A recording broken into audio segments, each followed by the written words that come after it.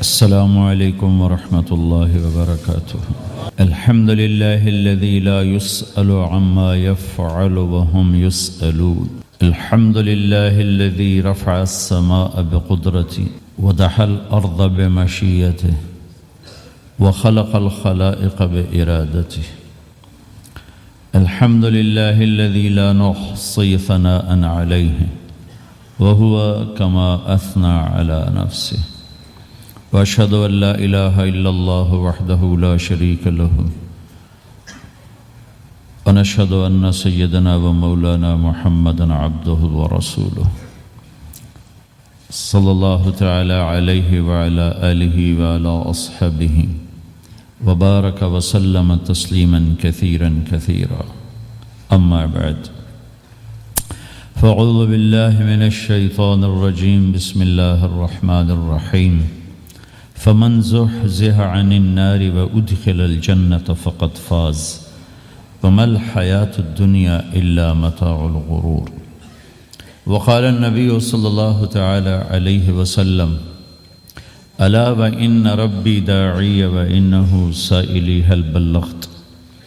فأقول يا رب قد بلغت فليبلغ الشاهد الغائب او كما قال صلی اللہ تعالی علیہ وسلم. میرے محترم بھائی اور دوستو، اللہ تعالی ہم سے ایک سوال کرتا ہے: افحسبتم انما خلقناکم عبثا، تمہارا کیا خیال ہے ہم نے تمہیں بیکار پیدا کیا ہے، تمہاری زندگی کا کوئی مقصد نہیں ہے؟ پھر اللہ تعالیٰ فرماتا ہے: اَيَحْسَبُ الْإِنسَانُ أَن يُتْرَكَ سُدًى، تمہارا کیا خیال ہے تمہیں کوئی نہیں پوچھے گا، جو مرضی کرتے رہو، جیسے مرضی زندگی گزارو، کوئی پوچھنے والا نہیں ہے؟ نہیں، ایسی بات نہیں ہے. بلا وَرُسُلُنَا لَدَيْهِمْ يَكْتُبُونَ، جو کر رہے ہو اللہ لکھوا رہا ہے. مَا يَلْفِظُ مِنْ قَوْلٍ إِلَّا لَدَيْهِ رَقِيبٌ عَتِيدٌ، جو زبان سے بولتے ہو وہ فوراً کیچ کیا جا رہا ہے. ان علیکم لحافظین، تمہارے اوپر فرشتے مقرر ہیں، کرامن کاتبین، ان کا کام ہے یعلمون ما تفعلون، میں جو کروں، جہاں کروں، جس وقت کروں، وہ اسے لکھتے جائیں لکھتے جائیں. دو چپ لگا دی، ایک نیگیٹو ایک پازیٹیو. کوئی اچھا کام ہوگا تو ادھر والا لکھے گا، کوئی غلط ہوگا تو ادھر والا لکھے گا. اور پھر اللہ تعالیٰ کا اس کائنات پر قبضہ ہے، اور اس ساری کائنات کو اللہ نے اپنی طاقت سے بنایا. یہ جہان خود بخود نہیں بنا. ان ربکم اللہ، اس کا بنانے والا اللہ ہے. اللہ نے اپنا تعارف کرایا: میں کون ہوں؟ الذی خلق السماوات والارض، میں وہ اللہ ہوں جس نے زمین آسمان بنائے. فی ستۃ ایام، اس میں 6 دن لگائے. ثم استوی علی العرش، پھر عرش پر استوا کیا.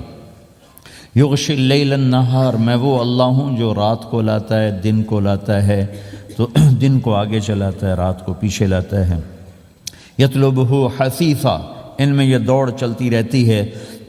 الشمس والقمر والنجوم مسخرات بامرہ، سورج، چاند، ستارے، ہر شے اس اللہ تعالیٰ کے قبضہ قدرت میں ہے. تو ایک بہت بڑا طبقہ جو کہتا ہے کہ یہ سب کچھ خود بخود بن گیا ہے، تو اللہ تعالیٰ اس کو صاف کرتا ہے کہ خود بخود نہیں بنا، بلکہ اسے اللہ تعالیٰ نے بنایا. قل اَإِنَّكُمْ لَتَكْفُرُونَ بِالَّذِي خَلَقَ الْأَرْضَ فِي يَوْمَيْنِ وَتَجْعَلُونَ لَهُ أَنْدَادًا ذَلِكَ رَبُّ الْعَالَمِينَ، تم کس اللہ کا انکار کرتے ہو جس نے تمہارے لیے زمین کو 2 دن میں بنایا؟ اس کا خول. وَجَعَلَ فِيهَا رَوَاسِيَ مِنْ فَوْقِهَا وَقَدَّرَ فِيهَا أَقْوَاتَهَا فی 4 ایام سواء للسائلین، پھر زمین کے اندر قیامت تک جتنے انسان آنے والے ہیں ان کی ضرورتوں کے خزانے بھر دیے، سٹور کر دیا، ہر چیز کو اللہ نے سٹور کر دیا. قیامت قائم ہوگی اور زمین کے خزانوں کا 1000واں حصہ بھی استعمال نہ ہوگا. اللہ اتنا نے وافر زمین کے اندر بھرا. اس میں اللہ نے 4 دن لگائے. ثم استوى الى السماء، پھر آسمان کی طرف استوا کیا. وہی دخان، آسمان ایک دھواں تھا. فقال لها، آسمانوں سے کہا. وللارض، زمینوں سے کہا. ایتیا، آؤ. طوعا او کرہن، جی چاہے یا نہ چاہے میرے آگے جھکو. قالتا، زمین آسمان بولے اتینا طائعین، یا اللہ ہم مان گئے، ہم مان گئے، ہم مان گئے۔ فقضاہن 7 سماوات، پھر اللہ نے 7 آسمان بنائے، جیسے زمینیں بنائیں ایسے 7 آسمان بنائے، فی یومین 2 دن اس میں لگائے، وَأَوْحَى فِي كُلِّ سَمَاءٍ أَمْرَهَا، ہر آسمان کو الگ الگ حکم دیا اور اپنے حکم کے ساتھ باندھا، پکڑا۔ يُمْسِكُ السَّمَاوَاتِ وَالْأَرْضَ أَن تَزُولَا، زمین آسمان کو اللہ نے روکا ہوا ہے، اللہ نے روکا ہوا ہے، اگر اللہ یوں چھوڑ دے تو ساری کائنات آپس میں ٹکرا جائے، آپس میں ٹکرا جائے ساری کائنات۔ یہ الشمس تجری لمستقر لها ذلك تقدیر العزیز العلیم، سورج کو سورج 6 لاکھ مائل فی گھنٹہ کی رفتار سے دوڑ رہا ہے اور زمین سے 12 لاکھ گنا بڑا ہے، اور اس میں ٹیمپریچر 2.5 کروڑ سینٹی گریڈ تک اس کا ٹیمپریچر چلتا ہے، اور یہ کوئی ٹھوس چیز نہیں، گیسز ہیں، اور ہر سیکنڈ میں اس میں ہیلیم گیس پھٹتی ہے اور وہ ہائیڈروجن میں تبدیل ہوتی ہے۔ 1 سیکنڈ میں جب وہ دھماکہ ہوتا ہے تو 50 کروڑ ایٹم بم کے پھٹنے کے برابر انرجی پیدا ہوتی ہے، تو اس کے اندر اتنے دھماکے ہو رہے ہیں، پھر وہ ایک گیسز ہیں، اور پھر اس کے سامنے سڑک کوئی نہیں، اس کا لیور کوئی نہیں، اس کا ڈرائیور کوئی نہیں ہے، اور اس کی رفتار 6 لاکھ مائل فی گھنٹہ ہے۔ اللہ کہتا ہے میں سیدھا چلا رہا ہوں، کوئی اس کو چلا سکتا؟ اتنی تیز رفتار۔ والقمر قدرناہ منازل، چاند کو اس کے ساتھ چلایا، اس کو گھٹایا بڑھایا، حتی عاد کالعرجون القدیم، ایک ٹیڑھی لکڑی کی طرح ہوا۔ للشمس ينبغي لها ان تدرك القمر، سورج چاند میں ٹکر نہیں، ولا اللیل سابق النہار، دن اور رات میں ٹکر نہیں ہے، اس لیے کہ یہ تیرے رب کا بنایا ہوا نظام ہے۔ وما کان ربک نسیا، اور تیرا رب بھول چوک سے پاک ہے، وہ جو کرتا ہے حق کرتا ہے، جو کرتا ہے سچ کرتا ہے، جس کو روکتا ہے تو حق ہے، جس کو دیتا ہے تو حق ہے، وہ مارتا ہے تو حق ہے، اور زندگی دیتا ہے تو حق ہے، عروج لاتا ہے تو حق ہے، زوال لاتا ہے تو حق ہے۔ تو اللہ قرآن میں یہ ایک ذہن بناتا ہے کہ تم بیکار نہیں پیدا ہوئے، تمہارے پیچھے ایک طاقتور اللہ ہے جس نے ساری کائنات کو قابو کیا ہوا ہے، اس کے اوپر اس کا نظام چلتا ہے، حکومت چلتی ہے۔ سورج، چاند، ستاروں، ہوا، یہ میرا ہاتھ کی یہ حرکت بھی میرے رب کی قسم میرے اللہ سے پوچھ کے ہے، میرا اللہ روک دے تو یہ ہاتھ یہیں ہو گئے، ہل نہیں سکے گا۔ کتنے لوگ جو ہاتھ اٹھانا چاہتے ہیں نہیں اٹھا سکتے، آنکھ کھولنا چاہتے ہیں نہیں کھول سکتے، بولنا چاہتے ہیں نہیں بول سکتے، چلنا چاہتے ہیں نہیں چل سکتے۔ جس نے چلایا اسی نے بٹھایا، جس نے بڑھایا اسی نے ہٹایا، جس نے زندگی دی اسی نے موت دی، جس نے موت دی ہے وہی موت کے بعد زندہ کرنے والا ہے۔ یہ اس ساری کائنات پر اللہ تعالیٰ اپنے طاقت کے ساتھ حکمران ہے، اور اللہ تعالیٰ یہ ذہن بناتا ہے کہ اس ساری کائنات میں وہ ہوتا ہے جو اللہ چاہتا ہے، وہ نہیں ہوتا جو تم چاہتے ہو، وہ ہوتا ہے جو اللہ چاہتا ہے۔ یہ قرآن میں اللہ نے یہ ذہن نبیوں کے قصوں سے ہمارا بنایا کہ موسیٰ علیہ السلام تشریف لا رہے ہیں، ان کے ہاتھ میں ڈنڈا ہے، اس پر یوں ٹیک لگا کے کھڑے ہوئے، تو اللہ نے فرمایا موسیٰ یہ کیا ہے؟ ما تلک بیمینک یا موسیٰ، موسیٰ یہ کیا ہے؟ موسیٰ علیہ السلام کے بعد یہ ڈنڈا 10 سال سے، کہا یا اللہ ہی عصایا، یہ میرا ڈنڈا ہے۔ اب اللہ تعالیٰ آگے کچھ دکھانا چاہتے ہیں تو موسیٰ علیہ السلام سے لمبی بات کروائی، ہے عصایا، میرا ڈنڈا ہے، اتوکل علیہا، اس پر ٹیک لگاتا ہوں، واحش بہا علی غنمی، اور اپنی بکریوں کے لیے پتے جھاڑتا ہوں، ولی فیہا مآرب اخرى، اور بھی ڈھیر سارے کام اس سے لیتا ہوں۔ تو اللہ تعالیٰ نے کہا القہا یا موسیٰ، اس کو ذرا زمین پہ ڈالو، زمین پہ ڈالو۔ موسیٰ علیہ السلام نے زمین پہ ڈالا، فَإِذَا هِيَ حَيَّةٌ تَسْعَىٰ، وہ یوں اٹھا اور ایک خوفناک سانپ بنا، لمبائی میں بڑے سانپ کی طرح جو افریقہ میں ہوتا ہے، جو پورا بکرا کھا جاتا ہے، پورا ہرن کھا جاتا ہے، اور تیز رفتاری میں جان کی طرح ایک چھوٹا سا سانپ ہوتا ہے، بہت تیز چلتا ہے، اور زہر میں حیہ کی طرح۔ سانپ کی 3 قسموں کو اللہ نے ایک ڈنڈے میں جمع کر، ایک ہوتا ہے کأنہا جان، چھوٹا سانپ جو بہت تیز دوڑتا ہے، فَإِذَا هِيَ حَيَّةٌ زہریلا، فَإِذَا هِيَ ثُعْبَانٌ مُبِينٌ، بہت بڑا، یہاں سے لے کر وہاں تک۔ تو 3 مختلف سانپوں کو اللہ نے ایک میں جمع کر دیا، وہ تیز رفتاری میں جان کی طرح تھا، زہر میں حیہ کی طرح تھا، لمبائی چوڑائی میں ثوبان کی طرح تھا۔ جب موسیٰ علیہ السلام نے دیکھا وَلَّا مُدْبِرًا وَلَمْ يُعَقِّبْ، موسیٰ علیہ السلام جو بھاگے تو پیچھے مڑ کے ہی نہیں دیکھا۔ تو اللہ تعالیٰ نے کہا خذ موسیٰ پکڑو، کہا اللہ میں نہیں پکڑتا۔ بھاگے جا رہے، یہ بات بھاگے بھاگے ہو رہی، کھڑے ہو کے نہیں ہو رہی، بھاگ رہے ہیں، اوپر سے آواز آ رہی پکڑو کا بابا میں نہیں پکڑتا۔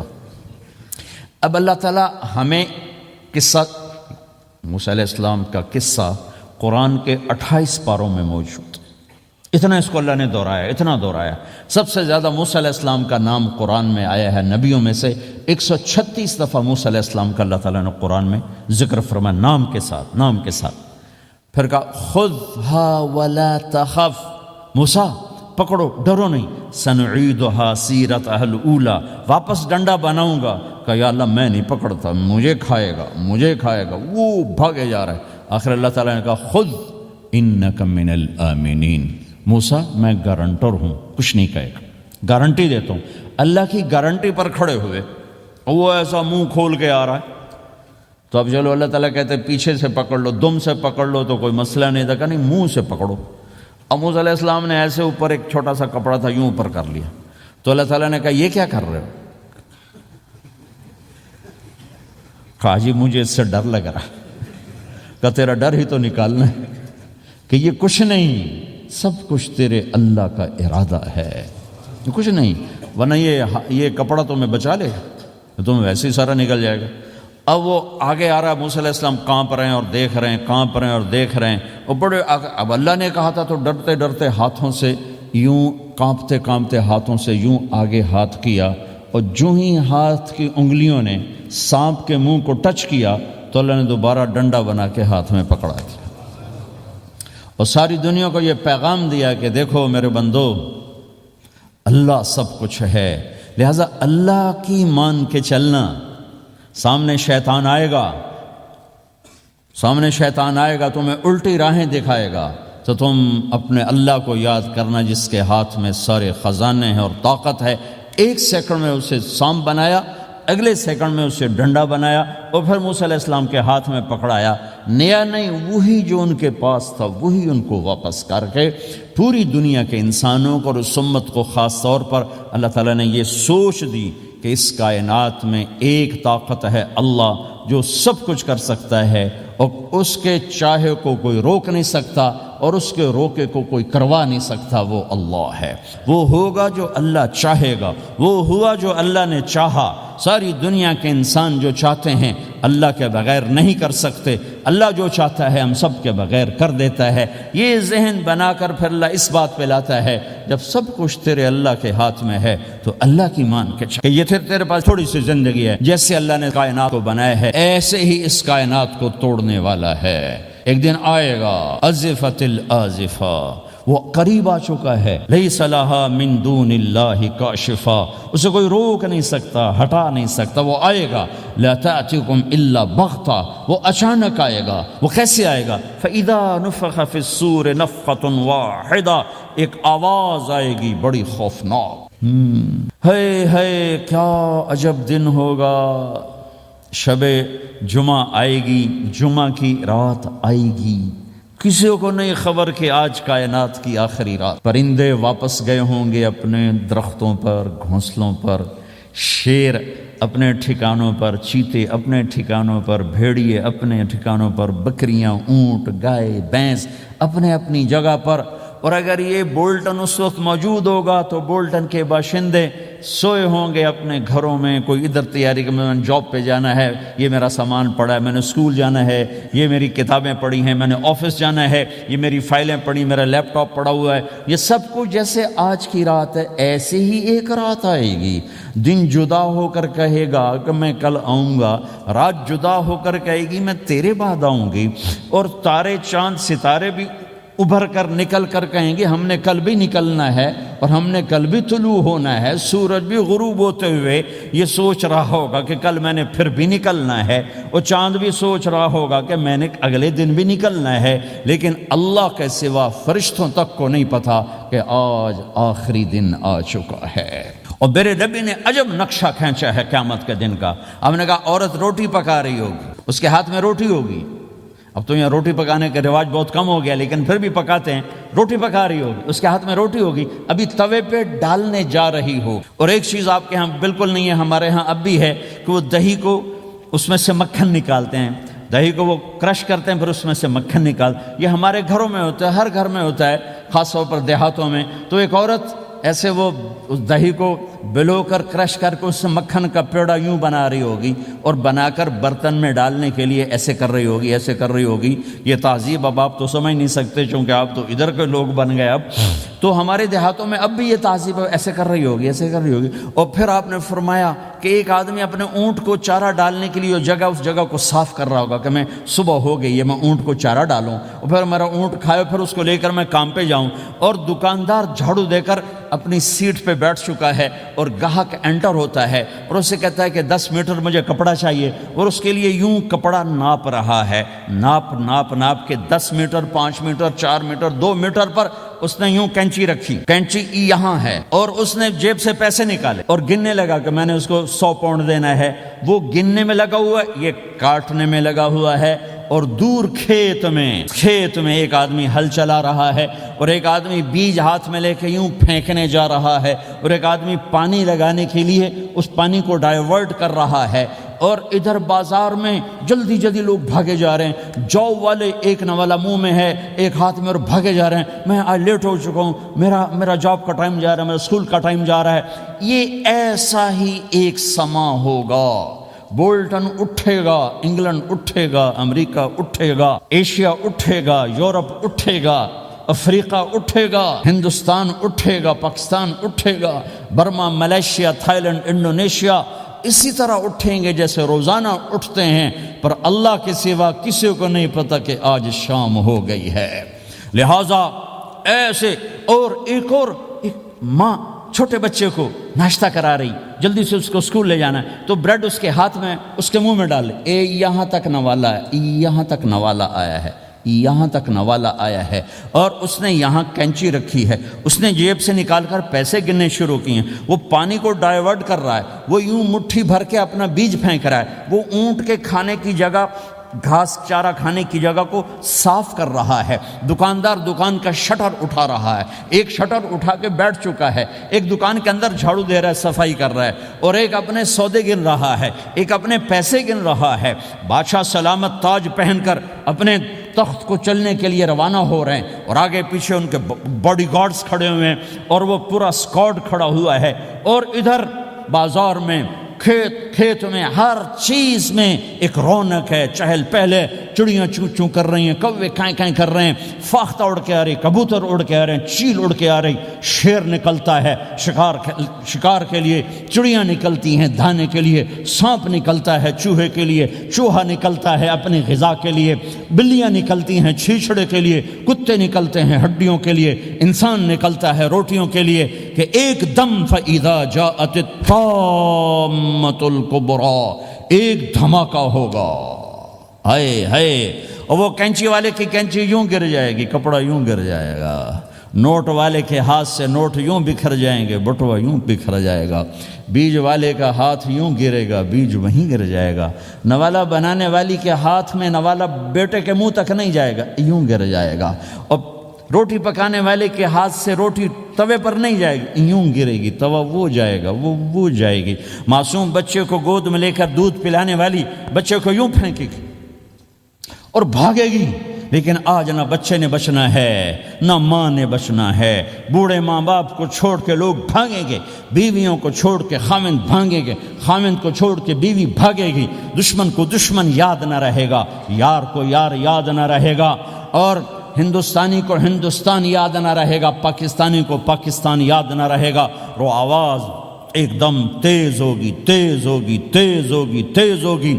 آواز کی شدت کانوں کے پردے پھاڑتی جا رہی. پر انسان بڑا سخت جان ہے، یہ نہیں مرے گا، پہلے جانور مریں گے، پہلے آسمان ٹوٹے گا. اذا السماء انشقت وأذنت لربها وحقت وإذا الأرض مدت وألقت ما فيها وتخلت وأذنت لربها وحقت. وہ آسمان پھٹا، اذا الشمس کورت وہ سورج ختم ہوا، واذا النجوم انکدرت وہ ستارے جھڑ گئے ٹوٹ گئے، واذا الجبال سیرت پہاڑ ریت بن گئے، واذا العشار عطلت جانور منہ اٹھا کے بھاگ پڑے، اذا السماء انفطرت آسمان پھٹا، واذا الکواکب انتثرت ستارے ٹوٹے، واذا البحار فجرت سمندروں میں آگ لگ گئی، وَإِذَا الْقُبُورُ بُعْثِرَتْ قبریں اکھڑ گئیں، انسان ادھر بھاگا، ہر چیز کو تباہ ہوتے دیکھ رہا ہے، پہاڑ ریت بن رہے ہیں، جنگلوں میں آگ لگ رہی ہے، سمندروں میں آگ لگ رہی ہے،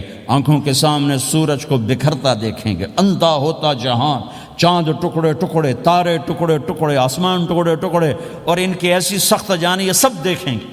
ان سارے مناظر کے بعد پھر میرے اللہ کی ایک خوفناک اسرافیل کی آواز آئی، اور سب، آج کوئی رونے والا نہیں ہے، آج کوئی کفن دینے والا نہیں ہے، آج کوئی قبر میں ڈالنے والا نہیں ہے، آج کوئی کندھا دینے والا نہیں ہے، آج سب کی اکٹھی موت ہے، آج سب ختم ہیں۔ پھر میرا رب پہلے آسمان کے فرشتوں کو موت دے گا، پھر دوسروں کو، پھر تیسرا آسمان، پھر چوتھا آسمان، پھر پانچواں آسمان، پھر چھٹا آسمان، پھر ساتواں آسمان، پھر اللہ تعالیٰ عرش کے فرشتوں کو موت دے گا۔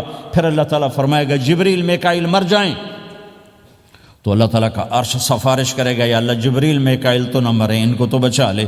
تو اللہ تعالیٰ فرمائیں گے اسکت فقط کتبت الموت علی من کان تحت عرشی، خاموش رہو، میرے عرش کے نیچے سب نے مرنا ہے۔ جبریل مر جائے گا، میکائیل مر جائے گا، پھر اللہ پوچھے گا کون باقی ہے، تو وہ کہے گا یا اللہ اسرافیل جو پھونک رہا ہے وہ باقی اور میں باقی ہوں۔ اللہ کہیں گے اسرافیل مر جائے، تو اسرافیل وہ جو ہاتھ میں لے کے پھونک مار رہے ہوں گے سور، وہ ان کے ہاتھوں سے گرے گا اور اسرافیل میں گرے گا، اور وہ سور یوں اڑتا ہوا اللہ کے عرش کے ساتھ جا کر ٹک جائے گا۔ پھر اللہ فرمائے گا کون باقی ہے؟ اب اسرائیل کی ٹانگیں کانپیں گی، سب کو موت کا ذائقہ چکھانے والا آج خود چکھنے لگا ہے۔ کون باقی؟ یوں دھڑ دھڑ دھڑ دھڑ دھڑ دھڑ ٹانگیں، یا اللہ بس اب تو تیرا یہ غلام باقی ہے، باقی تو سب اتر گئے موت کے گھاٹ۔ تو میرا اللہ تعالیٰ کہے گا مت فَإِنَّكَ خَلْقٌ مِّن خَلْقِ، تو بھی مر جا، تو بھی میری ایک مخلوق ہے۔ او میرے بھائیو، اس مٹ جانے والی دنیا کے پیچھے اللہ کو ناراض نہ کرو، اس کی عزت بھی دھوکہ ہے، اس کی شہرت بھی دھوکہ ہے، اس کی دولت بھی دھوکہ ہے، اس کی حکومت بھی دھوکہ ہے، اس کا عروج بھی دھوکہ ہے، اس کا زوال بھی دھوکہ ہے، اس کی عزت بھی دھوکہ ہے، اس کی ذلت بھی دھوکہ ہے، اس کا مال بھی دھوکہ ہے، اور اس کا فخر غربت بھی دھوکہ ہے، اس کی زندگی بھی دھوکہ ہے، سب نظروں کا فریب ہے۔ حضرت علی کا فرمان ہے الناس النیام اذا ما تنتبہ، لوگ سوئے ہوئے ہیں، جب موت آئے گی تو آنکھ کھل جائے گی۔ گھاٹے کا سودا کر کے نہ مرو، گھاٹے کا سودا کر کے نہ مرو، اللہ کو ناراض کر کے نہ مرو، سب چھوڑ کے جانے والی ہیں، سب چھوٹنے والا ہے، لہذا اللہ کو ساتھ لے لو، اللہ کو ساتھ لے لو، اللہ کو ساتھ لے لو۔ سب کو مارنے کے بعد میرا اللہ کہے گا من کان لی شریکن فلیات، کوئی ہے میرے سامنے تو آؤ، من کان لی شریکن فلیات، کوئی ہے میرے مقابلے میں تو آؤ، من کان لی شریکن فلیات، کوئی ہے میری ٹکر کا تو آؤ، تین دفعہ۔ پھر اللہ زمین آسمان کو ایک جھٹکا دے گا، پھر کہے گا انا الملک، میں بادشاہ ہوں، پھر دوسرا جھٹکا دے گا، پھر کہا انا القدوس السلام المومن، میں ہوں قدوس السلام مومن، پھر تیسرا جھٹکا دے گا، پھر کہے گا انا المہیمن العزیز الجبار المتکبر، میں ہوں متکبر، جبار، عزیز، مہیمن۔ پھر اللہ تعالیٰ کہے گا این الملوک، بادشاہ کہاں ہے؟ این الملوک، بادشاہ کہاں ہے؟ این المتکبرون، وہ تکبر کرنے والے کہاں ہیں؟ این الجبارون، ظالم کہاں ہیں؟ این المتکبرون، تکبر والے کہاں ہیں؟ کوئی ہو تو جواب دے۔ پھر اللہ تعالیٰ کہے گا لمن الملک اليوم، آج کون ہے بادشاہ؟ آج کس کی ہے بادشاہی؟ کوئی جواب دینے والا ہے ہی نہیں، تو اللہ خود کہے گا للہ الواحد القہار، آج اکیلے اللہ کی بادشاہ، آج بھی اسی کی ہے، آج بھی اسی کی ہے، پیچھے بھی اس کی تھی، آگے بھی اس کی ہے۔ للہ الامر من قبل ومن بعد، للہ الامر من قبل ومن بعد، ان الحکم الا للہ، الخلق والامر واللیل والنہار وما سکن فیہما للہ وحدہ، ان العزت للہ جميعا، قل ان الامر كله للہ، للہ ما فی السماوات وما فی الارض، وان تبدوا ما فی انفسکم او تخفوه یحاسبکم به اللہ، له ما فی السماوات وما فی الارض وما بینهما وما تحت الثرى، وان تجہر بالقول فانه يعلم السر واخفى۔ وہ کون ہے؟ اللہ۔ وہ کیسا ہے؟ لا الہ الا ہو۔ صفات کیسی ہیں؟ لہ الاسماء الحسنى۔ یہ میرے رب کا پیغام ہے پوری دنیا کے انسانوں کے لیے کہ یہ دنیا امتحان کی جگہ ہے، نہ اپنی مرضی سے آئے ہو، نہ اپنی مرضی سے مرتے ہو، نہ اپنی مرضی سے جیتے ہو، نہ اپنی مرضی سے جاتے ہو۔ لہٰذا اس 4 دن کی زندگی میں تمہیں ٹیسٹ میں ڈالا گیا ہے۔ اللہ کو راضی کرتے ہو، شیطان کو راضی کرتے ہو، اللہ کو مناتے ہو، شیطان کے پیچھے چلتے ہو، اللہ کو مناتے ہو، اپنی طبیعت اور اپنی طبیعت کے غلام بنتے ہو۔ یہ میرا اور آپ کا امتحان ہے۔ لا الہ الا اللہ میں ایگریمنٹ ہے، یا اللہ تیری مان کے چلیں گے۔ لا الہ الا اللہ ایگریمنٹ ہے، یا اللہ تیری مان کے چلیں گے۔ کیسے تیری مان کے چلیں گے؟ اگلا حصہ ہے محمد الرسول اللہ، تیرے حبیب کے طریقے پر چلیں گے۔ اللہ کو راضی کرنے کا ایک ہی راستہ ہے، عرب کے لیے، عجم کے لیے، کالے کے لیے، گورے کے لیے، سید کے لیے، قریشی کے لیے، ہاشمی کے لیے، پٹھان کے لیے، راجپوت کے لیے، گجراتی کے لیے، ملائی کے لیے، تھائی کے لیے، انڈین کے لیے، سب کے لیے ایک راستہ ہے، ایک راستہ ہے، ایک راستہ ہے، وہ ہے محمد الرسول اللہ۔ جب آپ معراج پہ گئے تو آپ نے کہا یا اللہ، آپ نے ابراہیم کو خلیل بنایا اور موسیٰ کو کلیم بنایا اور داود کو لوہا نرم کر کے دیا، سلیمان کو ہوا تابع کر کے دی، اور عیسیٰ علیہ السلام کے لیے مردے زندہ کیے، میرے لیے کیا ہے؟ تو اللہ تعالیٰ نے فرمایا اولیس قد آتیتک افضل من ذلک کلہ، میرے محبوب میں نے آپ کو وہ دیا ہے جو کسی کو نہیں دیا۔ وہ کیا دیا ہے؟ کہ اللہ ذکرت الا ذکرت معی، قیامت تک تیرا میرا نام اکٹھا رہے گا، الگ نہیں ہو سکے سے رہے گا۔ لا الہ الا اللہ محمد رسول اللہ۔ لا الہ الا اللہ میں 12 حرف ہیں، 12۔ محمد رسول اللہ میں 12 حرف ہیں۔ لا الہ الا اللہ 12 حرفوں سے بنا ہے، لام اور الف، یہ اس کو گنو تو 12 بنتے ہیں، پھر میم اور ہا اور میم اور دال کو آگے تک گنو تو 12 بنتے ہیں، ادھر بھی 12 ادھر بھی 12۔ پھر حرف کی 2 قسمیں ہیں، ایک نقطے والے، ایک بغیر نقطے والے۔ نقطے والے حرف کمزور ہوتے ہیں، بغیر نقطے والے حرف طاقتور ہوتے ہیں، کہ نقطے والا حرف اپنا مطلب بنانے کے لیے نقطے کا محتاج بن جاتا ہے، اور جو بغیر نقطے والا ہوتا ہے وہ اپنا مطلب بتانے کے لیے نقطے کا محتاج نہیں ہوتا۔ جیم کمزور ہے، ہا طاقتور ہے، ہا کو اپنا مطلب بتانے کے لیے نقطے کی ضرورت نہیں، جیم کو، خا کو اپنا مطلب بتانے کے لیے نقطے کی ضرورت ہے۔ سین طاقتور ہے، شین کمزور ہے، کہ شین کو اپنا مطلب بتانے کے لیے 3 نقطوں کی ضرورت ہے، سین کو اپنا مطلب بتانے کے لیے کسی نقطے کی ضرورت نہیں ہے۔ الف طاقتور ہے، با کمزور ہے، تا کمزور ہے، ہا طاقتور ہے، جیم کمزور ہے، خا کمزور ہے، دال طاقتور ہے، را طاقتور ہے، زا کمزور ہے، سین طاقتور ہے، شین کمزور ہے، صاد طاقتور ہے، ضاد کمزور ہے، تا طاقتور ہے، ضا کمزور ہے۔ یہ میں آپ کو حروف کی بات بتا رہا ہوں۔ جب میرے اللہ نے اپنا کلمہ بنایا، پہلے اپنا نام منتخب کیا اللہ، تو اس میں کوئی حرف نقطے والا نہیں آیا، ٹھیک ہے؟ اللہ کوئی نقطے والا حرف ہے؟ پھر اللہ نے اپنے نبی کا نام بنایا محمد، کوئی نقطے والا حرف ہے؟ پھر نام بنایا احمد، کوئی نقطے والا حرف ہے؟ پھر جب کلمہ بنایا تو کلمہ ان حرفوں سے بنایا جس میں کوئی نقطے والا حرف نہیں ہے۔ لا الہ الا اللہ محمد الرسول اللہ۔ سارے خزانے اللہ کے ہاتھ میں، ساری عزتیں بلندیاں اللہ کے ہاتھ میں، جانے کا راستہ محمد الرسول اللہ، پہنچنے کا راستہ محمد الرسول اللہ، لینے کا راستہ محمد الرسول اللہ۔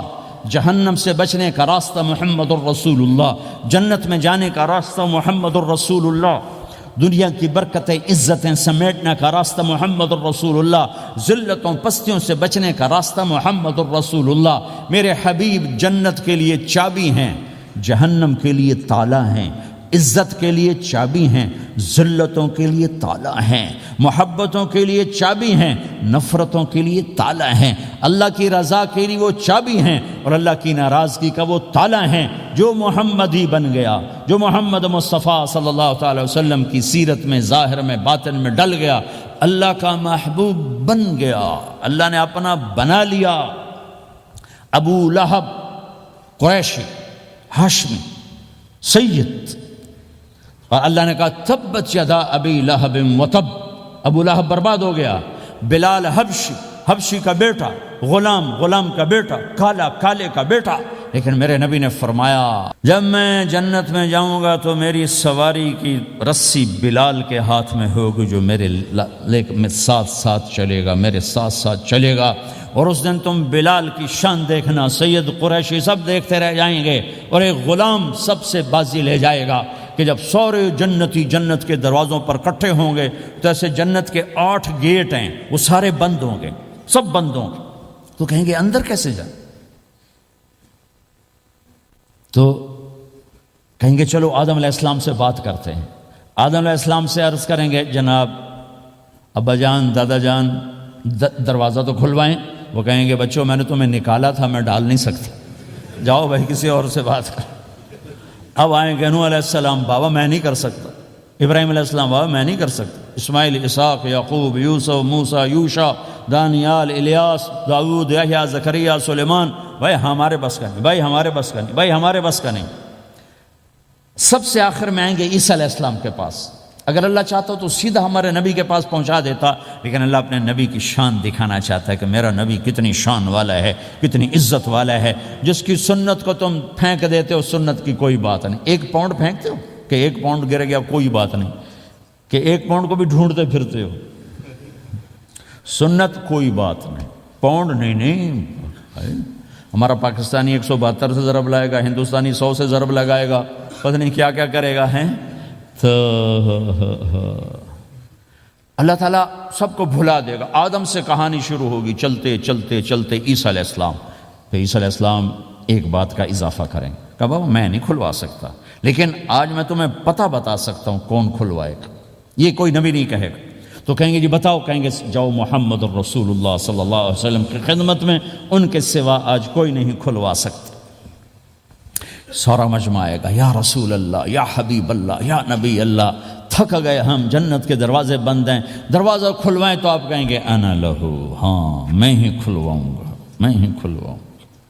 پھر آپ نے فرمایا میں سب کے سامنے سجدہ کروں گا اللہ تعالیٰ، پھر اللہ تعالیٰ اپنی تعریف کا مجھے الہام کرے گا، میں اللہ کی تعریف کروں گا، جو ابھی مجھے بھی نہیں پتا کیا تعریف کروں گا، اس وقت اللہ تعالیٰ مجھے عطا کرے گا۔ پھر میرا اللہ کہے گا یا حبیبی یا محمد ارفع رأسک سل تعطا اشفع تشفع، اے میرے حبیب، اے میرے محبوب، سر اٹھا، سوال کر، پورا ہوگا، سفارش کر، مانی جائے گی۔ تو ہمارے نبی کہیں گے اللہ جنت کا دروازہ کھول، تو اللہ تعالیٰ فرمائیں گے اوپننگ سیریمنی تجھ سے ہو، تو اوپننگ کرے گا پھر کھلے گا، ایسے نہیں کھل سکتا، کہ میں تیار ہوں۔ تو جنت سے ایک سواری آئے گی اڑتے ہوئے اور ہیلی کاپٹر کی طرح لینڈ کرے گی اللہ کے نبی کے سامنے، تو آپ اس کے اوپر ایسے بیٹھ جائیں گے، تو اس کی جو رسی ہوتی ہے جس سے اس کو چلایا جاتا ہے، وہ رسی ایسے نیچے گر جائے گی۔ رسی کے نیچے گرنے کا مطلب ہے کہ اس سواری کو اللہ کے نبی نے خود نہیں چلانا، کوئی اور آئے گا جو رسی پکڑ کے چلے گا۔ اب اللہ کے نبی کی سواری کی رسی پکڑ کے چلنا یہ کوئی چھوٹا آنر تو ہے نہیں،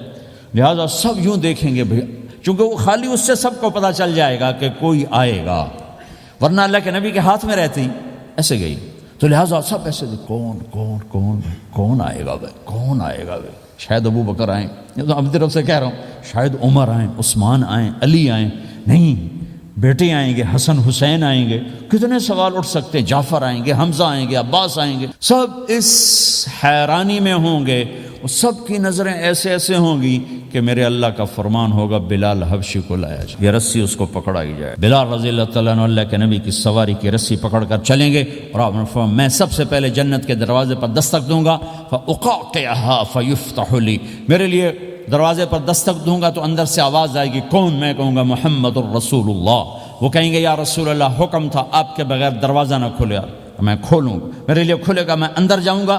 تو آپ نے فرمایا میرے ساتھ میری امت کے غریب لوگ پہلے میرے ساتھ جنت میں داخل، میری امت کے غریب لوگ پہلے میرے ساتھ جنت میں داخل ہوں۔ پھر آپ نے ایک عجیب بات فرمائی کہ میں دیکھوں گا کچھ عورتیں مجھ سے آگے نکل جائیں، کچھ عورتیں مجھ سے آگے نکل جائیں، تو میں ان کو حیران ہو کر پوچھوں گا تم کون ہو جو اپنے نبی سے آگے جا رہی ہو؟ وہ کہیں گے یا رسول اللہ ہم وہ ہیں جو جوانی میں بیوہ ہو گئیں اور اپنے بچوں کی خاطر دوسری شادی نہ کی، ان کی تربیت کے لیے دوسری شادی نہ کی اور اپنے جذبات کو سینے میں دبا کے سو گئیں، ہم وہ ہیں۔ تو اللہ کے نبی نے فرمایا وہ مجھ سے بھی آگے گزر کے جائیں گے۔ ہمارے معاشرے میں کوئی بچی بیوہ ہو جائے، طلاق ہو جائے تو وہ ایک بوجھ بن جاتی۔ تو میرے نبی نے فرمایا تمہیں وہ صدقہ بتاؤں جس سے بڑھ کر کوئی صدقہ ہی نہیں ہے۔ آپ نے فرمایا کہ میں تمہیں وہ صدقہ بتاؤں جس سے بڑھ کے کوئی صدقہ نہیں ہے۔ تو انہوں نے کہا جی وہ کیا؟ کہا الابنۃ المردودہ، جس کی بیٹی کو طلاق ہو گئی یا جوانی میں بیوہ ہو گئی اور لوٹ کے ماں باپ کے پاس آ گئی، اس پہ خرچ کرنا سب سے بڑا صدقہ ہے۔ چونکہ ماں باپ بھی تنگ پڑ جاتے ہیں اور بھائی تو پہلے ہی کہتے ہیں کہاں مصیبت سر پہ آ پڑی ہے، تو میرے نبی نے اس کو کور کرنے کے لیے، کیونکہ زندگی تو حادثات کا نام ہے، ہوتے رہتے ہیں، تو میرے نبی نے فرمایا سب سے اعلیٰ درجے کا صدقہ ہے اس بچی پہ خرچ کرنا جو طلاق ہو کے گھر واپس آ جائے یا بیوہ ہو کے گھر واپس آ جائے، اس پہ خرچ کرنا سب سے اعلیٰ درجے کا خرچ ہے۔ تو ان کی یہ قربانی کہ وہ اللہ کے نبی نے فرمایا مجھ سے بھی آگے جا رہی ہوں۔ آپ نے فرمایا جنت کی چابی میرے ہاتھ میں ہے، اللہ کا جھنڈا میرے ہاتھ میں ہے، کوئی نبی جنت میں جا نہیں سکتا جب تک میرا قدم نہ پڑ جائے، اور کوئی امت جنت میں جا نہیں سکتی جب تک میری امت نہ چلی جائے۔ تو بھائیو اللہ کے خزانوں تک پہنچنے کا راستہ ہے محمد الرسول اللہ، اور چونکہ قیامت تک آپ نے نمونہ بندہ تھا تو اللہ نے اپنے نبی کی زندگی کی ہر شے محفوظ کر، کوئی چیز چھپی نہیں ہے۔ آپ کے جسم مبارک سے نکلا ہوا ہر عمل 1435واں سال شروع ہو چکا ہے، محفوظ ہے، مکتوب ہے، موجود ہے۔ کسی نبی کا حلیہ ایسے موجود نہیں جیسے ہمارے نبی کا حلیہ موجود ہے۔ آپ چلتے کیسے تھے؟ یمشی تکفین، آپ چلتے تھے کہ جیسے کوئی آدمی اوپر سے نیچے آ رہا، تھوڑا سا آگے جھک کے چلتا ہے، اور آپ چلتے تھے کہ آپ کے پاؤں کا چلنے کا فاصلہ، قدم سے قدم فاصلہ چھوٹا ہوتا تھا، اور چال میں تیزی ہوتی تھی، چال میں تیزی، فاصلہ تھوڑا، اس طرح آپ چلتے تھے۔ آپ کے دیکھنے کا انداز کیا تھا؟ یہ جل نظرہ الملاحظہ، یوں دیکھتے تھے، شرم کی وجہ سے نظر نہیں اٹھاتے تھے مردوں میں بیٹھ کر، کبھی کبھی یوں آنکھ اٹھاتے تھے تو پھر کسی میں جرت نہیں ہوتی تھی کہ آپ کی آنکھوں میں آنکھیں ڈال کے دیکھ سکے، پھر سارے یوں ہو جاتے تھے، صرف 2 آدمی آپ کو دیکھ سکتے تھے۔ اس وقت جب آپ کی نظر اوپر ہوتی تھی تو 2 آدمی آپ کو دیکھ سکتے تھے، ایک ابو بکر اور ایک عمر، بس۔ آپ مسجد میں داخل ہوئے، آپ کے ادھر ابو بکر تھے، ادھر عمر تھے، سامنے مجمع تھا، آپ نے یوں ابو بکر کو پکڑا، یوں عمر کو پکڑا، یوں ان کے دونوں کے ہاتھ پکڑ کا، مجھے دیکھ رہے ہو؟ ہاکذا نحشر یوم القیامہ، قیامت کے دن ہم تینوں یوں اٹھائے جائیں گے کہ میرے دائیں طرف ابو بکر ہوگا اور میرے بائیں طرف عمر ہوگا، اور ہم تینوں یوں اپنی قبروں سے نکلیں گے۔ زندگی کی ہر شے کیوں باقی ہے؟ یہ تو میں ادائیں چھوڑو، میرے نبی کی 9 بکریاں تھیں، 1 بکرا تھا، لبے ان کے نام اگر نہ ہوں تو کوئی ہماری شریعت میں فرق پڑتا ہے، لیکن میرے نبی کی بکریوں کے نام بھی ہم تک پہنچے۔ ایک کا نام تھا عجوہ، ایک کا نام تھا سقیہ، ایک کا نام تھا برکہ، ایک کا نام تھا ورثہ، ایک کا نام تھا زمزم، ایک کا نام تھا اطلال، ایک کا نام تھا اطراف، ایک کا نام تھا قمرا، غیثا، یہ میرے نبی کی بکریوں کے نام ہیں۔ اور بکرا تھا، اس کا نام تھا یم، عجوہ، سقیہ، زمزم، برکہ، ورثہ، اطلال، اطراف، غیثا، قمرا۔ اور اس میں آپ کی بکری قمرا آپ کی زندگی میں مر گئی تھی، اتنی ڈیٹیل بھی موجود ہے۔ آپ کے 2 گدھے تھے، ایک کا نام تھا عفیر، ایک کا نام تھا یعفور۔ جس دن آپ کا انتقال ہوا، یعفور پورے مدینے کی گلیوں میں روتا پھر رہا تھا اور چیختا پھر رہا تھا، یہاں تک کہ کنویں میں چھلانگ لگائی اور مر گیا۔ آپ کی 4 اونٹنیاں تھیں، عزبا، شہبا، جدعا، قصوا، اس میں جو آپ کی اونٹنی عذبا تھی، ادھر آپ کا انتقال ہوا اور ادھر اس نے بیٹھے بیٹھے رونا شروع کر دیا، اور چارہ بھی چھوڑ دیا، پانی بھی چھوڑ دیا، اور بیٹھے بیٹھے بھوکی پیاسی مر گئی، چارہ نہیں کھایا، پانی نہیں پیا۔ آپ کے دو خچر تھے، ایک کا نام تھا دلدل، ایک کا نام تھا فضہ۔ آپ کے دو اونٹ تھے، ایک کا نام تھا عسکر، ایک کا نام تھا ثعلب۔ گھوڑے آپ نے بہت رکھے، آئے گئے، ورد، یعصوب، یعبوب، مرتجل، لزاز، طراز، ثقب، سبحہ، ورد، یہ سجل، یہ میرے نبی کے خوبصورت عالی شان گھوڑے ہیں۔ گھوڑوں کے نام بھی ہم تک آئے ہوئے ہیں۔ میرے نبی کا نسب اگر ہمیں نہ معلوم ہو تو ہماری شریعت میں کیا فرق پڑتا ہے، لیکن آدم علیہ السلام تک اللہ تعالیٰ نے اپنے حبیب کا نسب پیڑھی کو سلامت رکھا ہوا ہے۔ محمد بن عبداللہ بن عبد المطلب بن ہاشم بن عبد مناف بن قصی بن کلاب بن مرہ بن کعب بن لوی بن غالب بن فہر بن مالک بن نضر بن کنانہ بن خزیمہ بن مدرکہ بن الیاس بن مدر بن نزار بن معد بن عدنان بن اود بن حمیصہ بن سلامان بن عوز بن بوز بن قموال بن ابی بن عوام بن ناشد بن حزا بن بلداس بن یدلاف بن طابخ بن جاحم بن ناحش بن ماخی بن عیفی بن عبقر بن عبید بن الدعاء بن حمدان بن سنبر بن یثربی بن یحزن بن یلحن بن ارعوا بن عید بن ذیشان بن عیسر بن اقناد بن ایہام بن مقصر بن ناحد بن زار بن سمی بن مزی بن عوض بن عرام بن قیدار بن اسماعیل بن ابراہیم بن آذر بن ناحور بن سروج بن رعو بن فائج بن عابر بن ارفخشاد بن سام بن نوح بن لامک بن متوشال بن ادریس بن یرد بن ملہلیل بن قینان بن آنوش بن شیسر بن آدم علیہ السلام۔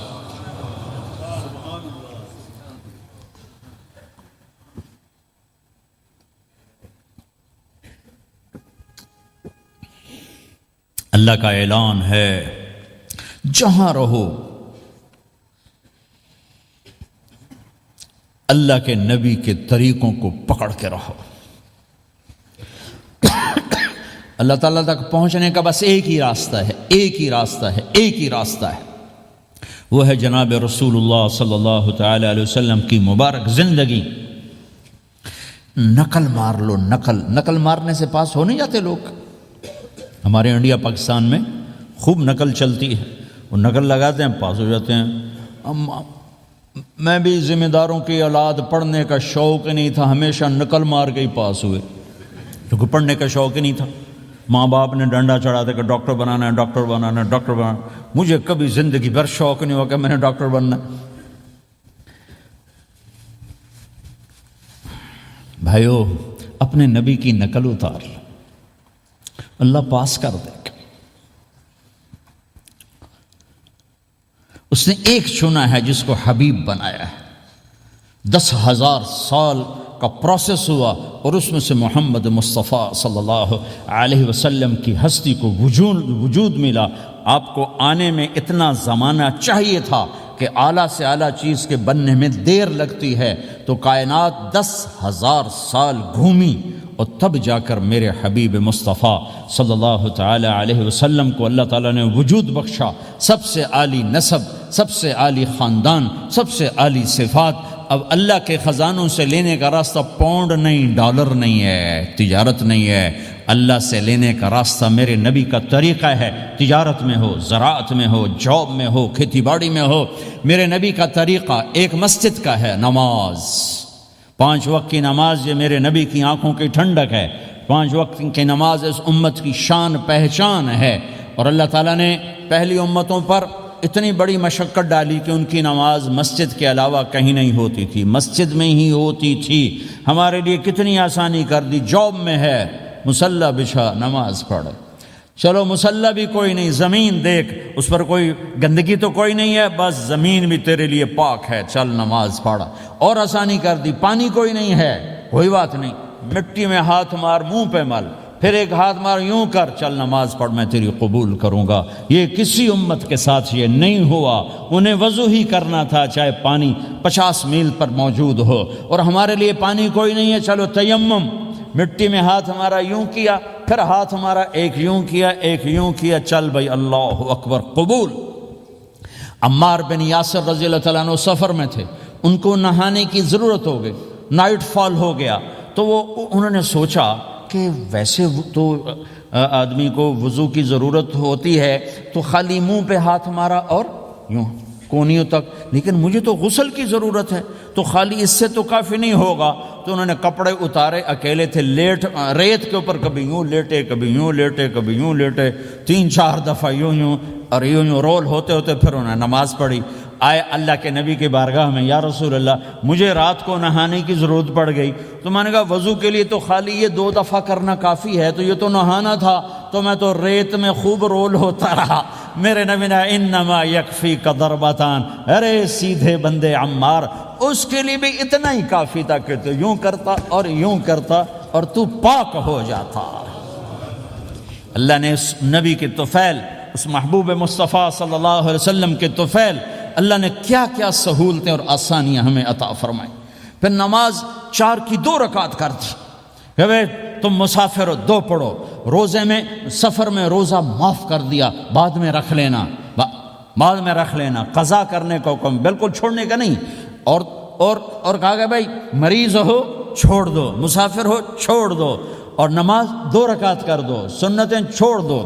ابن عمر رضی اللہ تعالیٰ عنہ بیٹھے تھے تو انہوں نے 2 رکعت پڑھ کے بیٹھ گئے، تو ان کے خادم نے کہا سنتیں نفل نہیں پڑھو گے؟ کہا اگر پڑھنا تو 4 فرض پڑھتا میں، میرے اللہ نے معافی دے دی تو میں کیوں پڑھوں؟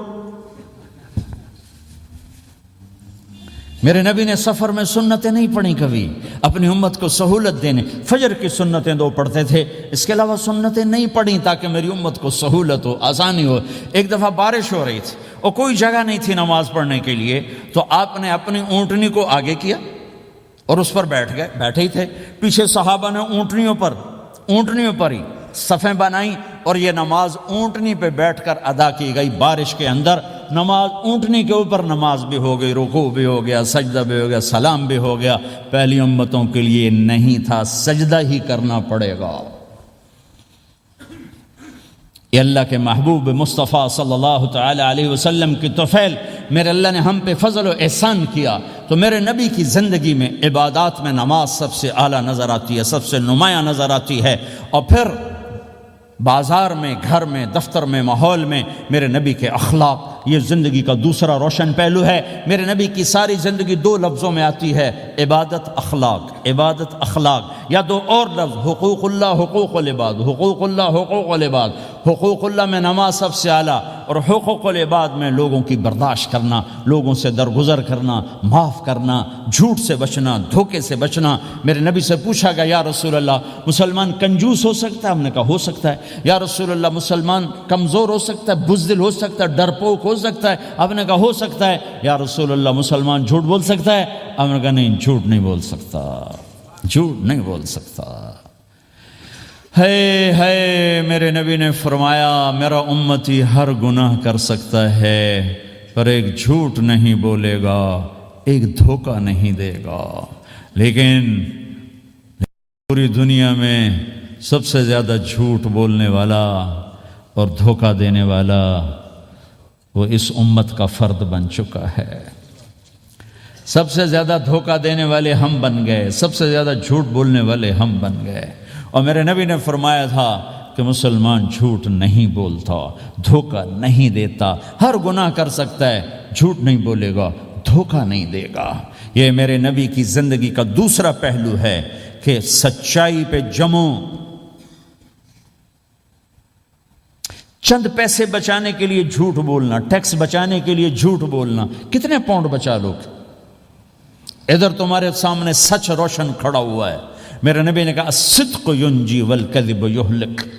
ادھر جھوٹ کھڑا ہے، ادھر جھوٹ کے ساتھ 4 پاؤنڈ بچیں گے، ادھر سچ کے ساتھ اللہ ملے گا، لے لو جو لینا ہے لے لو۔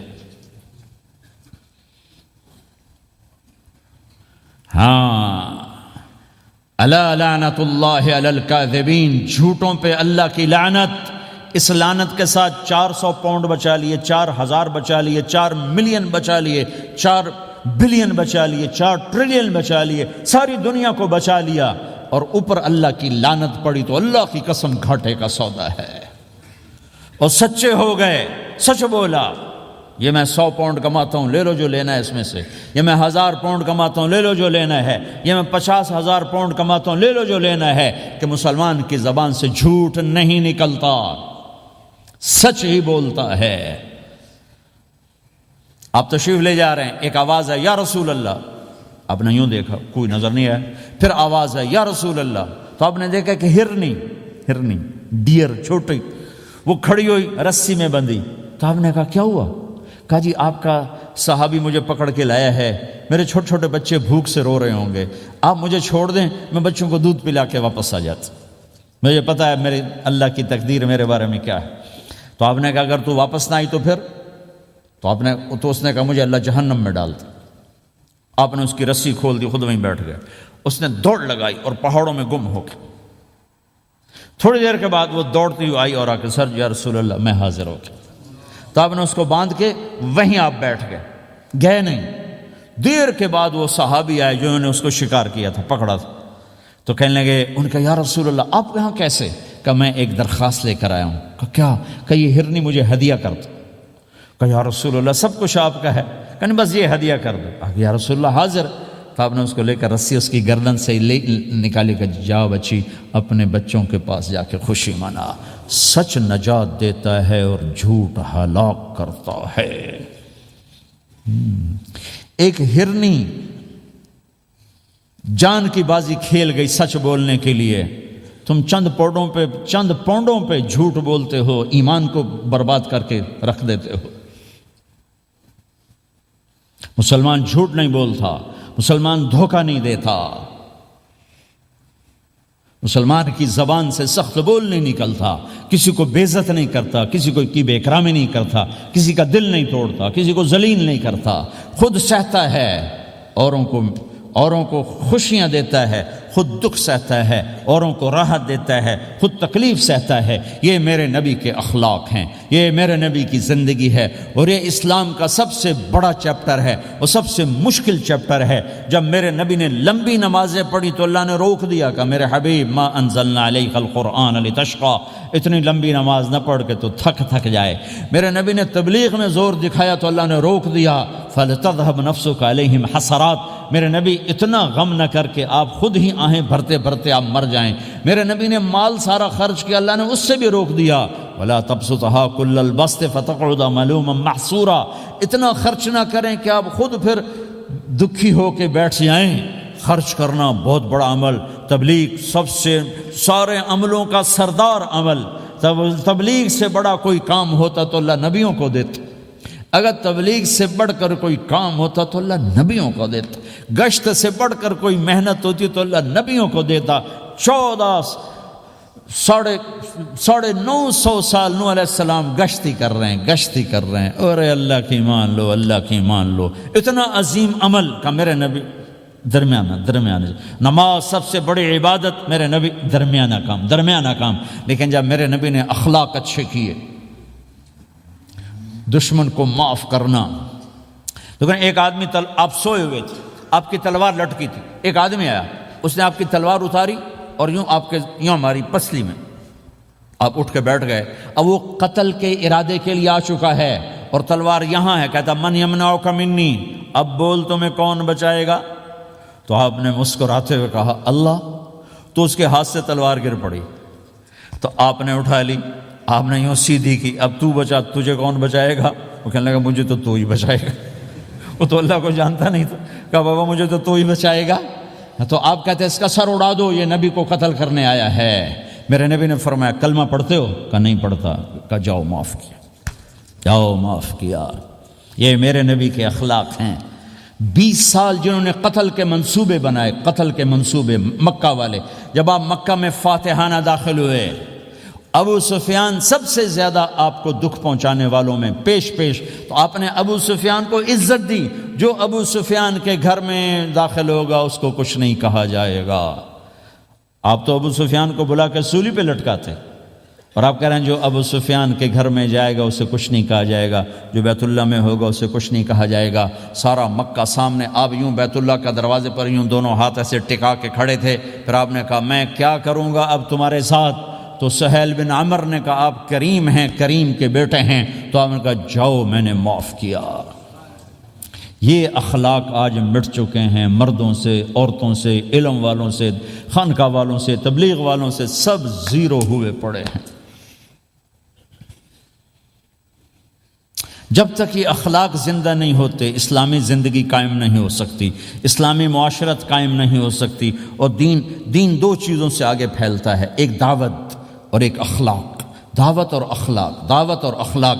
دعوت نہیں ہوگی تو اخلاق وہیں پڑے رہ جائیں گے، اخلاق نہیں ہوں گے تو دعوت کوئی قبول نہیں کرے گا۔ میرے نبی نے کتنے معجزے دکھائے مکے میں، نہیں کلمہ پڑھا۔ بدر میں ان کے 70 مارے گئے، فرشتوں کو دیکھا، جبریل کے گھوڑے کی آواز سنی، کلمہ نہیں پڑھا۔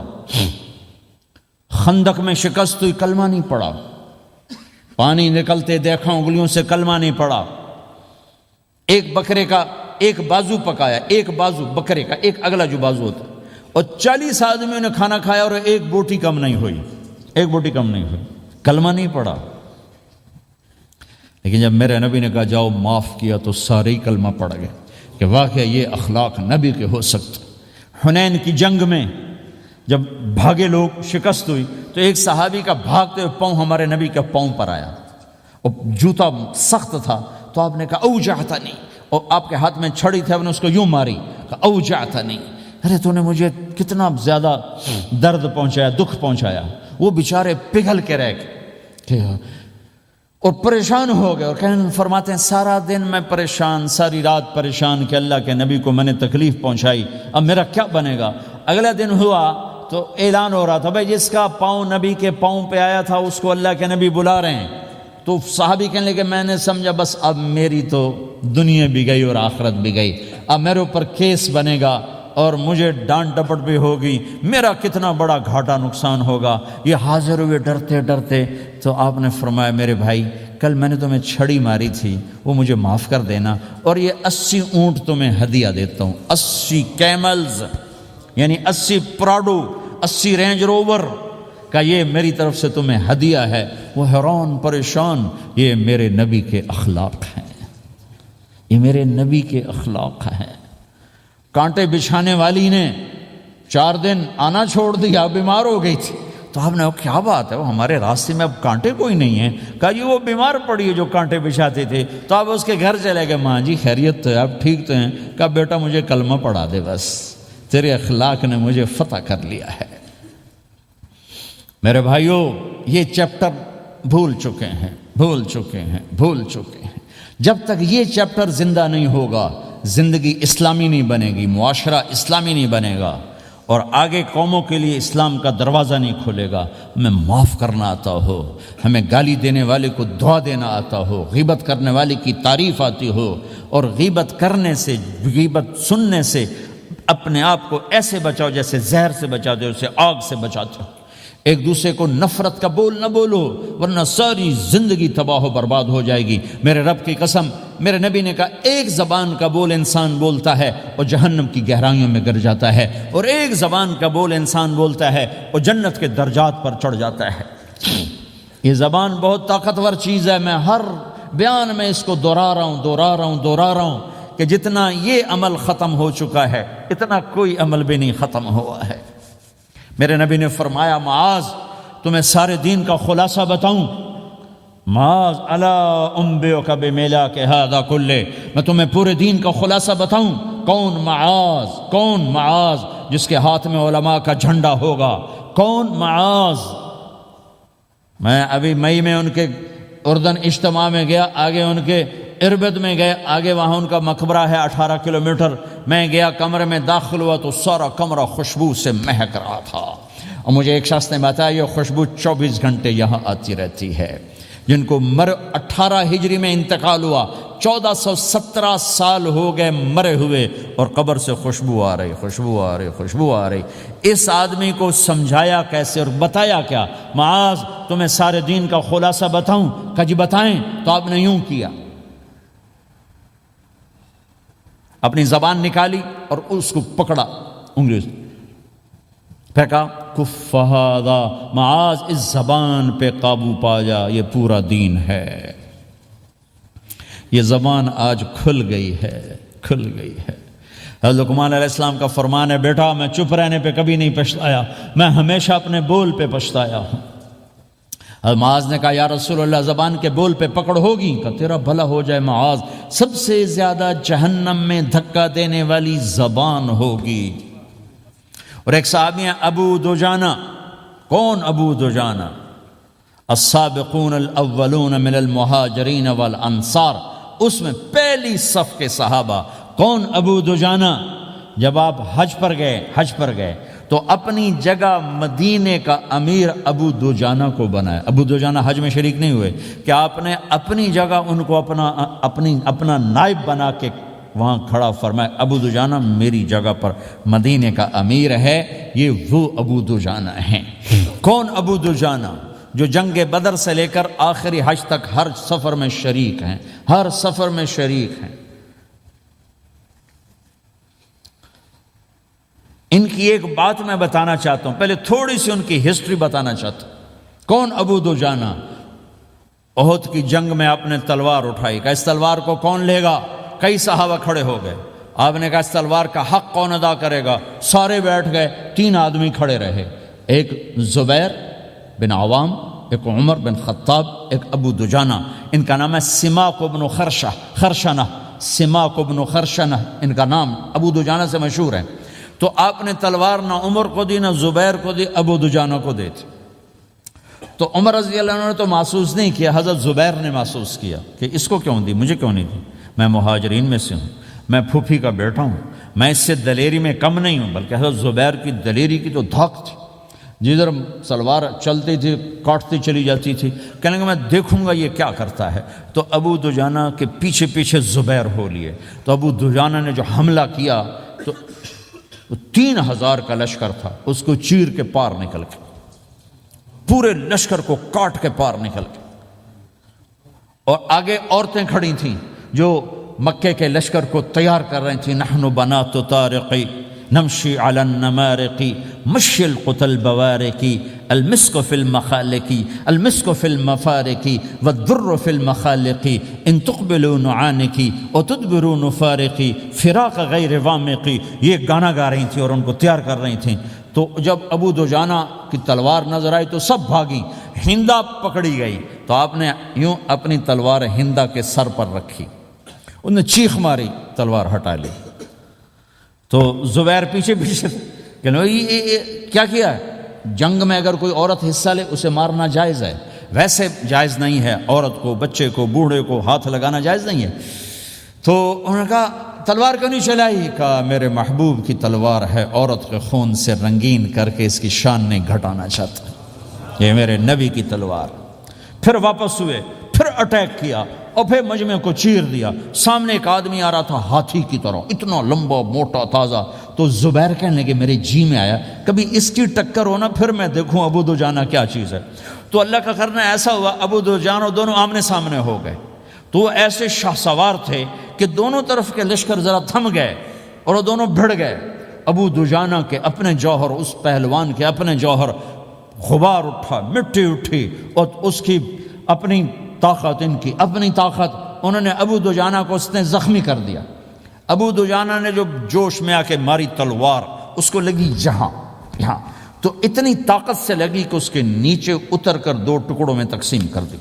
یوں ماری تو ایک حصہ ادھر، ایک حصہ، پھر یوں دیکھا اور اپنے چہرے سے لوہی کی ٹوپی اتاری، کما ترا انا ابو دجانہ، کیا دیکھ رہے ہو؟ میں ہوں ابو دجانہ، تلوار صحیح لی ہے میں نے، غلط نہیں لی۔ یہ ابو دجانہ ہیں۔ اور جب شکست ہو گئی احد کی جنگ میں، اور پھر 10-12 آدمی نے آپ کو گھیرے میں لیا ہوا تھا، ان میں ایک ابو بکر تھے، عمر تھے، علی تھے، طلحہ تھے، زبیر تھے، سعد بن ابی وقاص تھے، اور سہل بن حنیف تھے، عبادہ قتادہ بن نعمان تھے، اور ابو دجانہ تھے رضی اللہ تعالی عنہم۔ ان میں سے ایک ابو دجانہ بھی تھے۔ اور یمامہ کی جنگ میں ابو دجانہ شہید ہوئے، یمامہ کی جنگ میں شہید ہوئے۔ یہ ابو دجانہ کی تھوڑی سی سیرت آپ کے سامنے آئی ہے۔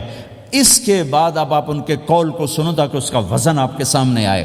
یہ بدر کے شریک ہیں، اللہ کے نبی نے کہا بدر کا صحابی جو مرضی کرے بخشا گیا۔ یہ صلح حدیبیہ کے شریک ہیں، اللہ نے قرآن میں کہا لقد رضی اللہ، میں ان سے راضی ہو گیا۔ یہ صحابی ہیں، اللہ نے کہا کلا وعد اللہ الحسنی، اے میرا نبی تیرے ہر صحابی کے لیے جنت کا وعدہ ہے۔ اور اب یہ کیا کہتے ہیں؟ یہ کیا کہتے ہیں لوگو؟ ان ارجع عملی عند،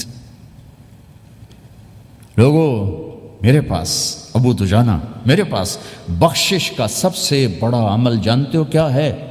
بدر نہیں، احد نہیں، حدیبیہ نہیں، خندق نہیں، خیبر نہیں، فتح مکہ نہیں، آخری حج نہیں۔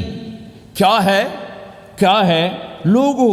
ان ارجع عملی عندی، میرے پاس آخرت میں بخشش کا سب سے بڑا عمل بس ایک ہے کہ ما آذیت احدا بلسانی، میں نے اپنی زبان سے کبھی کسی کو دکھ نہیں پہنچایا۔ ولا اجد فی قلبی غلا لاحد، اور میرے دل میں کسی کے لیے بغض کوئی نہیں ہے، بس یہ میری بخشش کا عمل ہے۔ تو بھائیو، نبی کے اخلاق میں دو چیزیں لے لو، ایک زبان سے کسی کو دکھ نہ دو، ایک دل میں کسی کا بغض نہ رکھو۔ اللہ کی قسم بغیر حساب کتاب کے جنت میں جاؤ گے۔ بڑے بڑے جنید بغدادی اور بڑے بڑے معرفت والے تمہیں دیکھتے رہ جائیں گے، تمہاری رفتار اتنی تیز ہوگی کہ تمہیں وہی پکڑ سکے گا جس کا یہ دو عمل تم سے زیادہ اچھا ہوگا۔ جس روڈ پہ رش ہوتا آپ وہاں سے گاڑی ہٹا لیتے ہو کہ بھائی ادھر نہیں جانا، ادھر رش ہے، وہ سائن وغیرہ آپ کو آ جاتے ہیں کہ بھائی ادھر بلاک ہے، ادھر نہیں جانا، ادھر جانا ہے۔ تو جہاں روڈ پہ رش ہوتا ہے تو قیمتی سے قیمتی گاڑی کی رفتار بھی آہستہ ہو جاتی، اور جہاں روڈ خالی ہوتا ہے تو پرانی گاڑی بھی بھاگے جا رہی ہوتی۔ ہمارے یہاں پرانی گاڑی ہوتی ہے نا، پرانی بسوں کے پیچھے لکھا ہوتا ہے نہ انجن کی خوبی نہ ڈرائیور کا کمال، خدا کے سہارے چلی جا رہی ہے۔ اور جس کے پاس ایسی گاڑی ہو، نہ انجن کی خوبی نہ ڈرائیور کا کمال، تو اگر اس کو روڈ خالی مل جائے تو وہ تو مرسیڈیز والے سے پہلے پہنچے گا، رینج روور والے سے پہلے پہنچے گا، بینٹلی والے سے پہلے پہنچے گا، رولز رائس والے سے پہلے پہنچے گا، جو وہ تو پھنسی کھڑی ہے اور اس کا روڈ ہی خالی ہے۔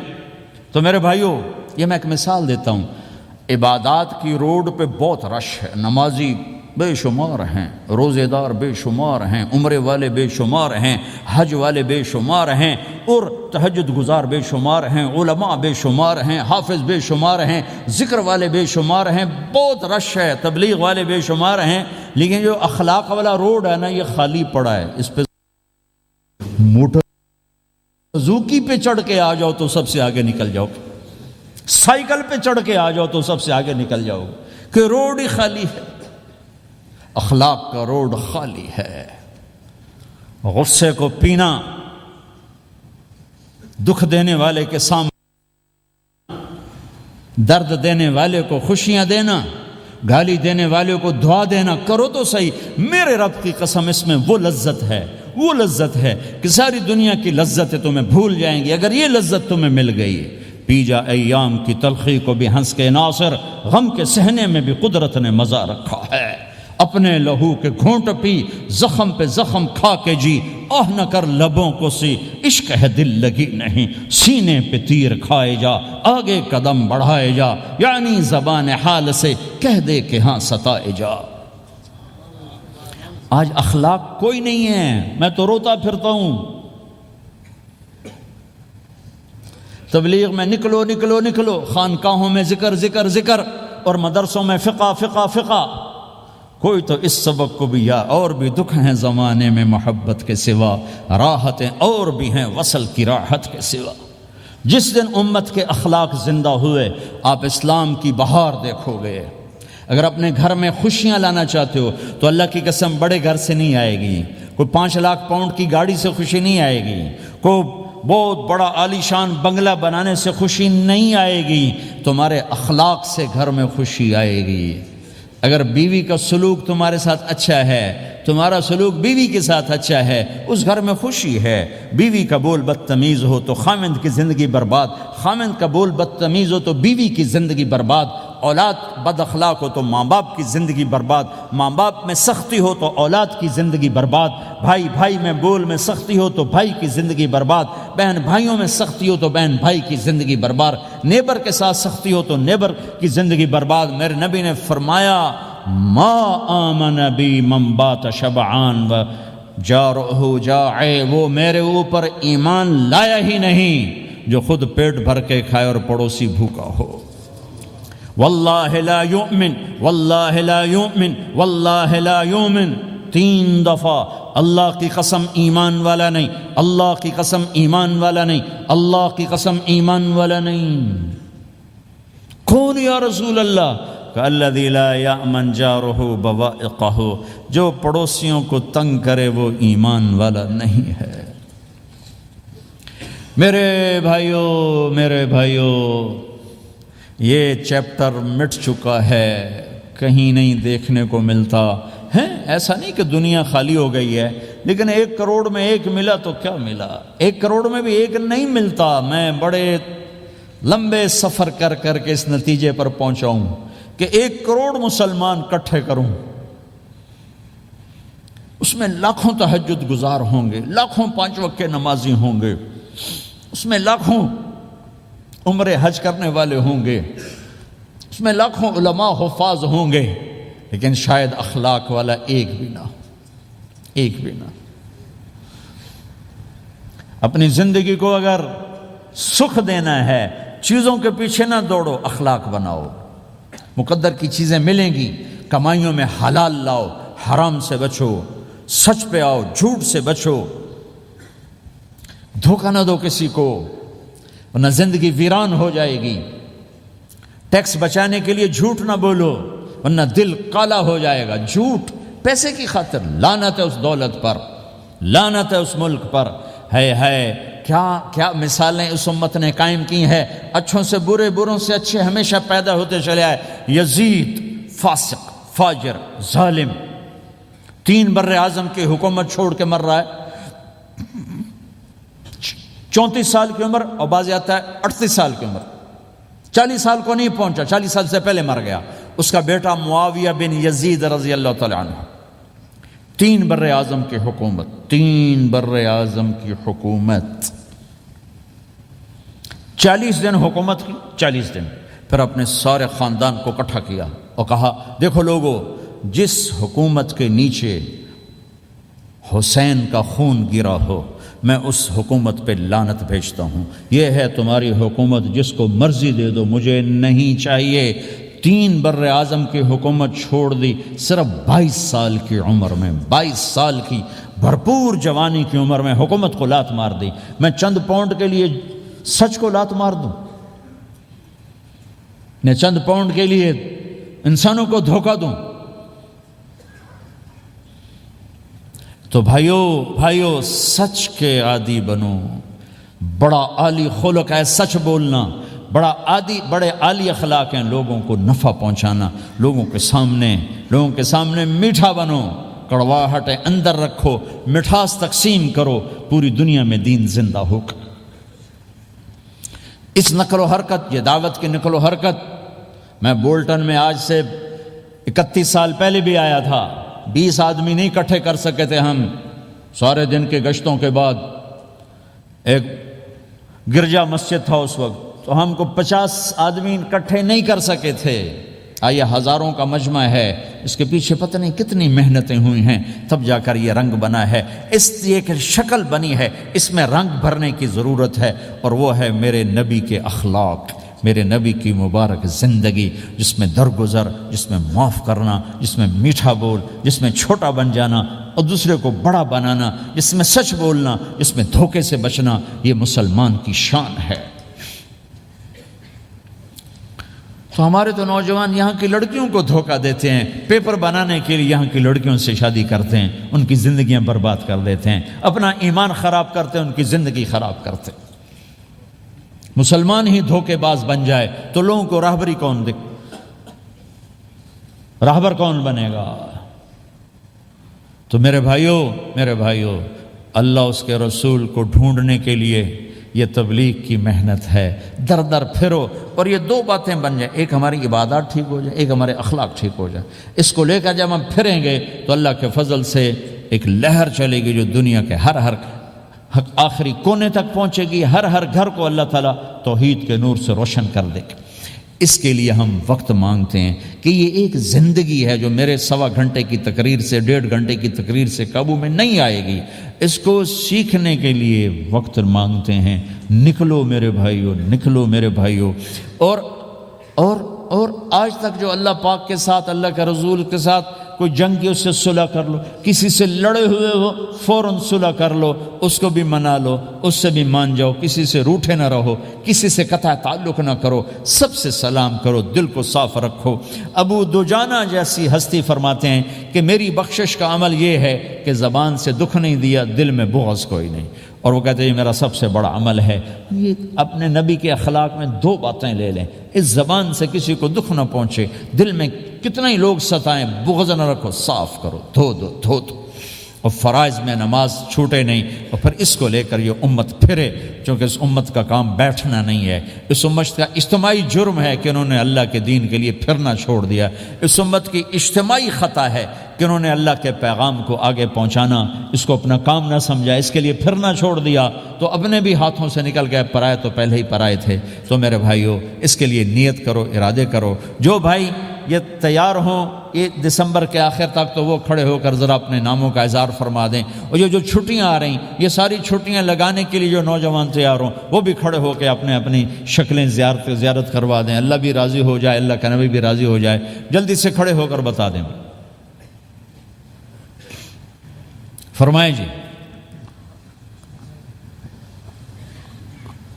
ہمت کر کے فرمائے ماشاءاللہ، اپنا نام لکھوائے ماشاءاللہ۔ بولو بھائی،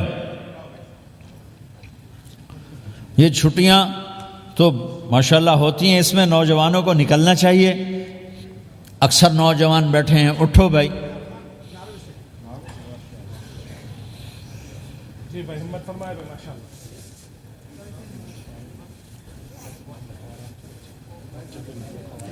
جلدی فرمائے بھائی، جلدی فرمائے۔ ایسے نہیں ہوگا، پہلے 4 مہینے دینا پھر سنوں گا۔ بیٹھ جاؤ، یہاں سوال نہیں کیا جاتا بھائی۔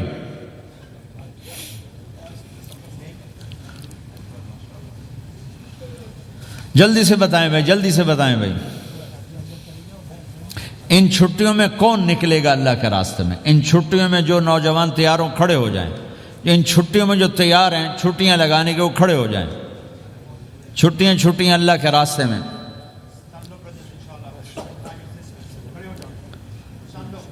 ہاں بھائی، فرمائیں جی، فرمائیں جی بھائی۔ اور آپ کے لیے آسان کر دیتا ہوں، آج کیا تاریخ ہے بھائی؟ 22 نومبر۔ اگلے سال 22 نومبر تک اللہ زندگی رکھے، جو بھائی چلے 4 مہینے کے لیے تیار ہوں وہ کھڑے ہو جائیں۔ 1 سال کے اندر، 1 سال کے اندر انشاءاللہ ہم جائیں گے، وہ بھائی کھڑے ہو جائیں۔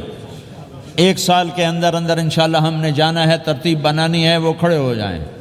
زندگی میں جو کہیں گے ہم نکلیں گے وہ بھی کھڑے ہو جائیں۔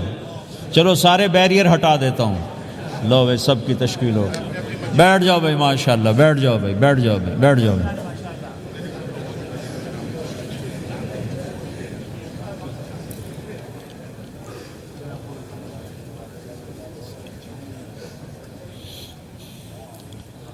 میں بیٹھ جا، میں دعا کرتے ہیں۔ دعا سے پہلے تھوڑی سی بات کرنا چاہتا ہوں، سن لیں پھر انشاءاللہ دعا کرتے ہیں۔ مسلمان کی زندگی چلتے پھرتے دعوت ہے، مسلمان کی زندگی چلتی پھرتی دعوت ہے۔ اگر اسلام ہماری زندگی میں ہو، عبادات ایسی چیزیں جو نظر نہیں آتی، اخلاق ایسے چیزیں جو چھپ نہیں سکتی۔ اخلاق ایک ایسی صفت ہے جس کو آپ چھپا نہیں سکتے، بد اخلاقی ایسی برائی ہے جس کو آپ چھپا نہیں سکتے۔ شراب تو چھپ سکتی ہے، اندر کمرے میں بیٹھ کے پی لے، روزہ چھپ سکتا ہے، نہیں رکھا کسی کو کیا خبر، نماز بھی چھپ جاتی، نہیں خبر پڑھی ہے کہ نہیں پڑھی، لیکن برے اخلاق بھی نہیں چھپتے اور اچھے اخلاق بھی نہیں چھپتے۔ ایک اچھے اخلاق خوشبو کی طرح مہکتے ہیں اور برے اخلاق گندگی طرح بدبو چھوڑتے ہیں۔ ہمارا معاشرہ اسلامی اس وقت بنے گا جب ہمارے اخلاق عالی ہوں گے۔ تو یہ نقل و حرکت اس کو طاقت پہنچائے گی. یہ گھر بیٹھنے سے چیز نہیں آئے گی بھائی, پھرنا پڑے گا, دھکے کھانے پڑیں گے. لیکن ان دھکوں میں بھی اللہ نے بڑی لذت رکھی ہے, بہت عجب نشہ ہے اس کا. جنید جمشید مجھے پہلی دفعہ ملا 97, جب وہ بہت بڑا اس وقت تھا, وہ لیجنڈ گلوکار. تو اس نے مجھ سے کہا کہ مولانا جس گلیمر کو پاکستانی نوجوان خوابوں میں دیکھتے ہیں وہ گلیمر مجھے فزیکلی حاصل ہے, لیکن میرے اندر اندھیرا ہے, روشنی نہیں, خالی ہے. کیوں؟ اوف. میں نے کہا تمہارے سیدھے گھٹنے میں درد ہو, تم الٹے گھٹنے میں دوا لگاؤ تو فائدہ ہوگا, کہنے کا نہیں. میں نے کہا اندھیرا تمہاری روح میں ہے اور تم روشن کر رہے ہو جسم کو, کبھی میوزک سے, کبھی کسی چیز سے, کبھی کسی چیز سے. تو عورت, شراب, میوزک, ان کا روح میں کوئی واسطہ ہی نہیں, یہ روح تک جاتی نہیں. ان کی پینیٹریشن جسم تک ہے اور جسم کو کنٹرول روح کرتی ہے. جب روح میں بھوک اٹھتی ہے تو وہ پریشانی میں کی شکل میں ظاہر ہوتی ہے. تم اللہ سے تعلق بنا لو, یہ سب کچھ ٹھیک ہو جائے گا. پھر جب اس نے 3 چیلے شروع کیے تو اس کا مجھے فون آیا. ہمارا ایک شہر ہے چھوٹا سا, زلزلے میں ختم ہو گیا تھا, بالا کوٹ. تو اس کا مجھے وہاں سے فون آیا کہ مولانا میں ایک پرانی مسجد میں ایک پھٹی ہوئی چٹائی پر لیٹا ہوا ہوں, اور جس سکون کو میں 5 سٹارز ہوٹل میں دیکھتا تھا, ڈھونڈتا تھا, وہ آج مجھے یہاں مل چکا ہے. اور مجھے یوں لگتا میں ہوا میں اڑ جاؤں گا. کیا ہوا کہ اللہ سے تعلق بنا اور روح میں سکون آ گیا, ٹھنڈک آ گئی. تو ایک گناہوں سے بچنا اور ایک فرائض کو پورا کرنا, ایک اپنے اخلاق کو ٹھیک کرنا, یہ چند ایک کام ہیں جو کر لے گا اللہ اسے آباد کر دے گا. جہاں ہو نماز نہ چھوٹے, رمضان آ جائے روزے نہ چھوٹیں, زکوٰۃ فرض ہو جائے خوشی سے ادا کریں, اپنی کمائیوں کو حلال پہ لائیں, غلط کاغذات سے, غلط پیپر سے, غلط ہیرا پھیری سے پیسہ نہ بنائیں. یہ پیسہ تباہی کے سوا کچھ نہیں لاتا. اپنی حلال کمائی کرو, کہ میرے نبی کا فرمان ہے جو صبح سے شام تک حلال کمانے میں تھکتا ہے اس کے اس دن کے سارے گناہ معاف ہو جاتے. سعد بن معاذ بیٹھے تھے, ان کے ہاتھوں پر اللہ کے نبی کی نظر پڑی تو ہاتھ بڑے سخت تھے. تو آپ نے کہا سعد تیرے ہاتھ اتنے سخت کیوں ہیں؟ کہا جی میں اپنے باغ میں خود کام کرتا ہوں, اس سے یہ سخت ہو گئے. تو آپ نے سعد کا ہاتھ پکڑا اور ایسے چوما اور کہا اپنے بچوں کو حلال کھلانے میں بچوں کو حلال کھلانے میں جو ہاتھ ایسا ہو جائے گا اس پہ جہنم کی آگ حرام ہو جائے گی. کہ بھائیو حلال, جھوٹ نہ داخل کرو. چاہے کتنے بڑے مفتی فتویٰ دیں کہ ٹیکس بچانے کے لیے جھوٹ بولنا جائز ہے, میں کہتا ہوں نہیں, سچ. 2 سودے ہیں, ایک طرف چند 100 پاؤنڈ ہیں, ایک طرف سچ ہے. جس کو لینا ہے لے لو. سچ کو لوگے تو اللہ کے قدموں میں چلے جاؤ گے, اللہ کے حبیب کی چھاؤں میں چلے جاؤ گے, اللہ کی چھاؤں میں چلے جاؤ گے. جھوٹ, ہاں صرف جھوٹ بولنا جائز ہے. 2 بھائی لڑ پڑے, ان میں صلح کرانے کے لیے جھوٹ بولنا جائز. میاں بیوی لڑ پڑیں تو بیوی کو منانے کے لیے خاوند جھوٹ بول سکتا ہے, خاوند کو منانے کے لیے بیوی جھوٹ بول سکتی.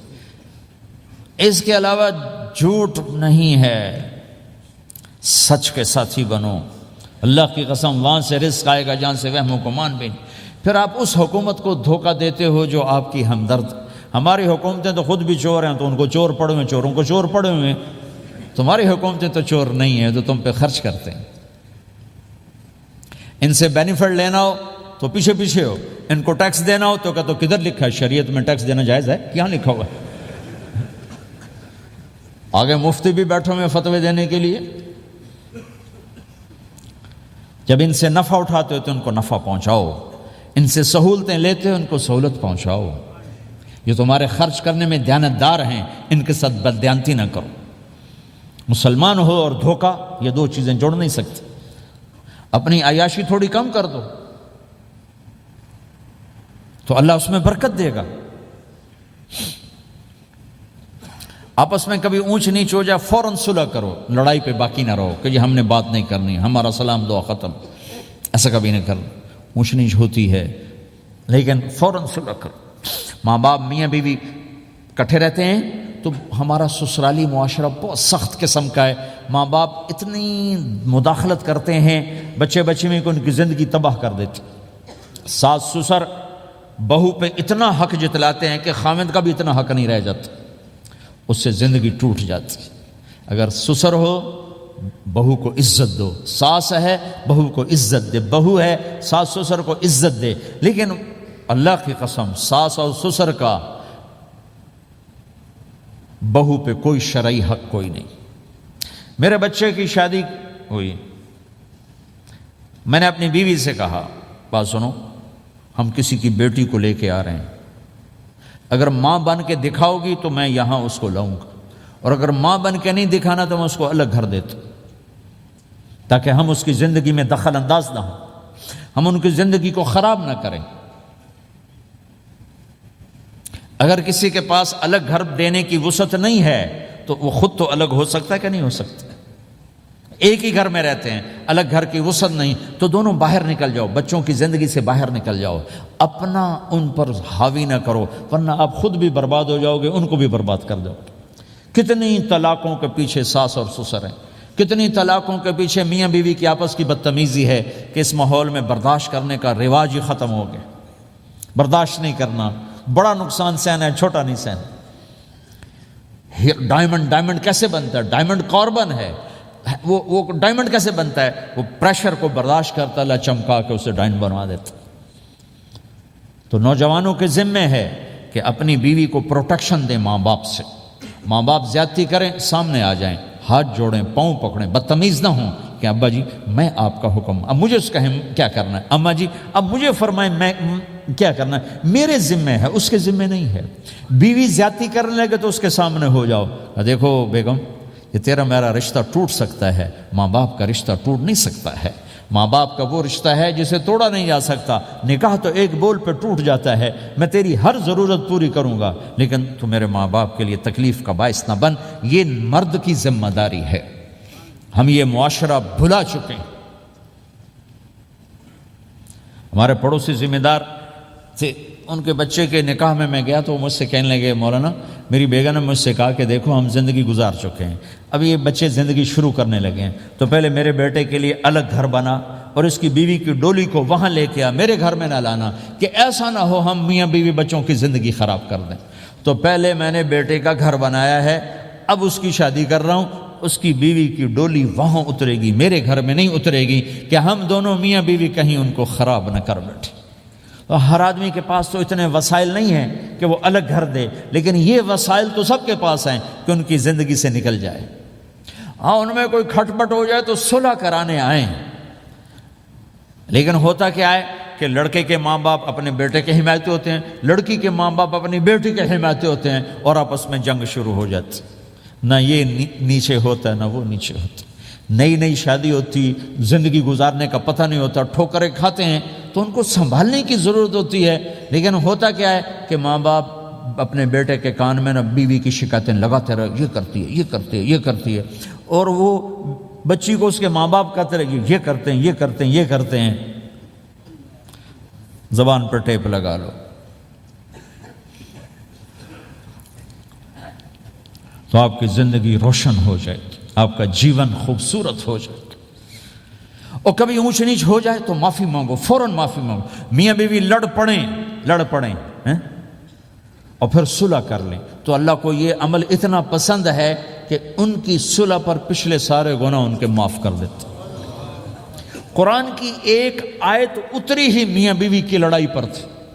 ایک خاوند اپنی بیوی پہ بڑے ناراض ہو گئے، مسجد میں بیٹھے بیٹھے انہوں نے نیت کی گھر جاؤں گا اور بیوی کی ٹھکائی کروں گا.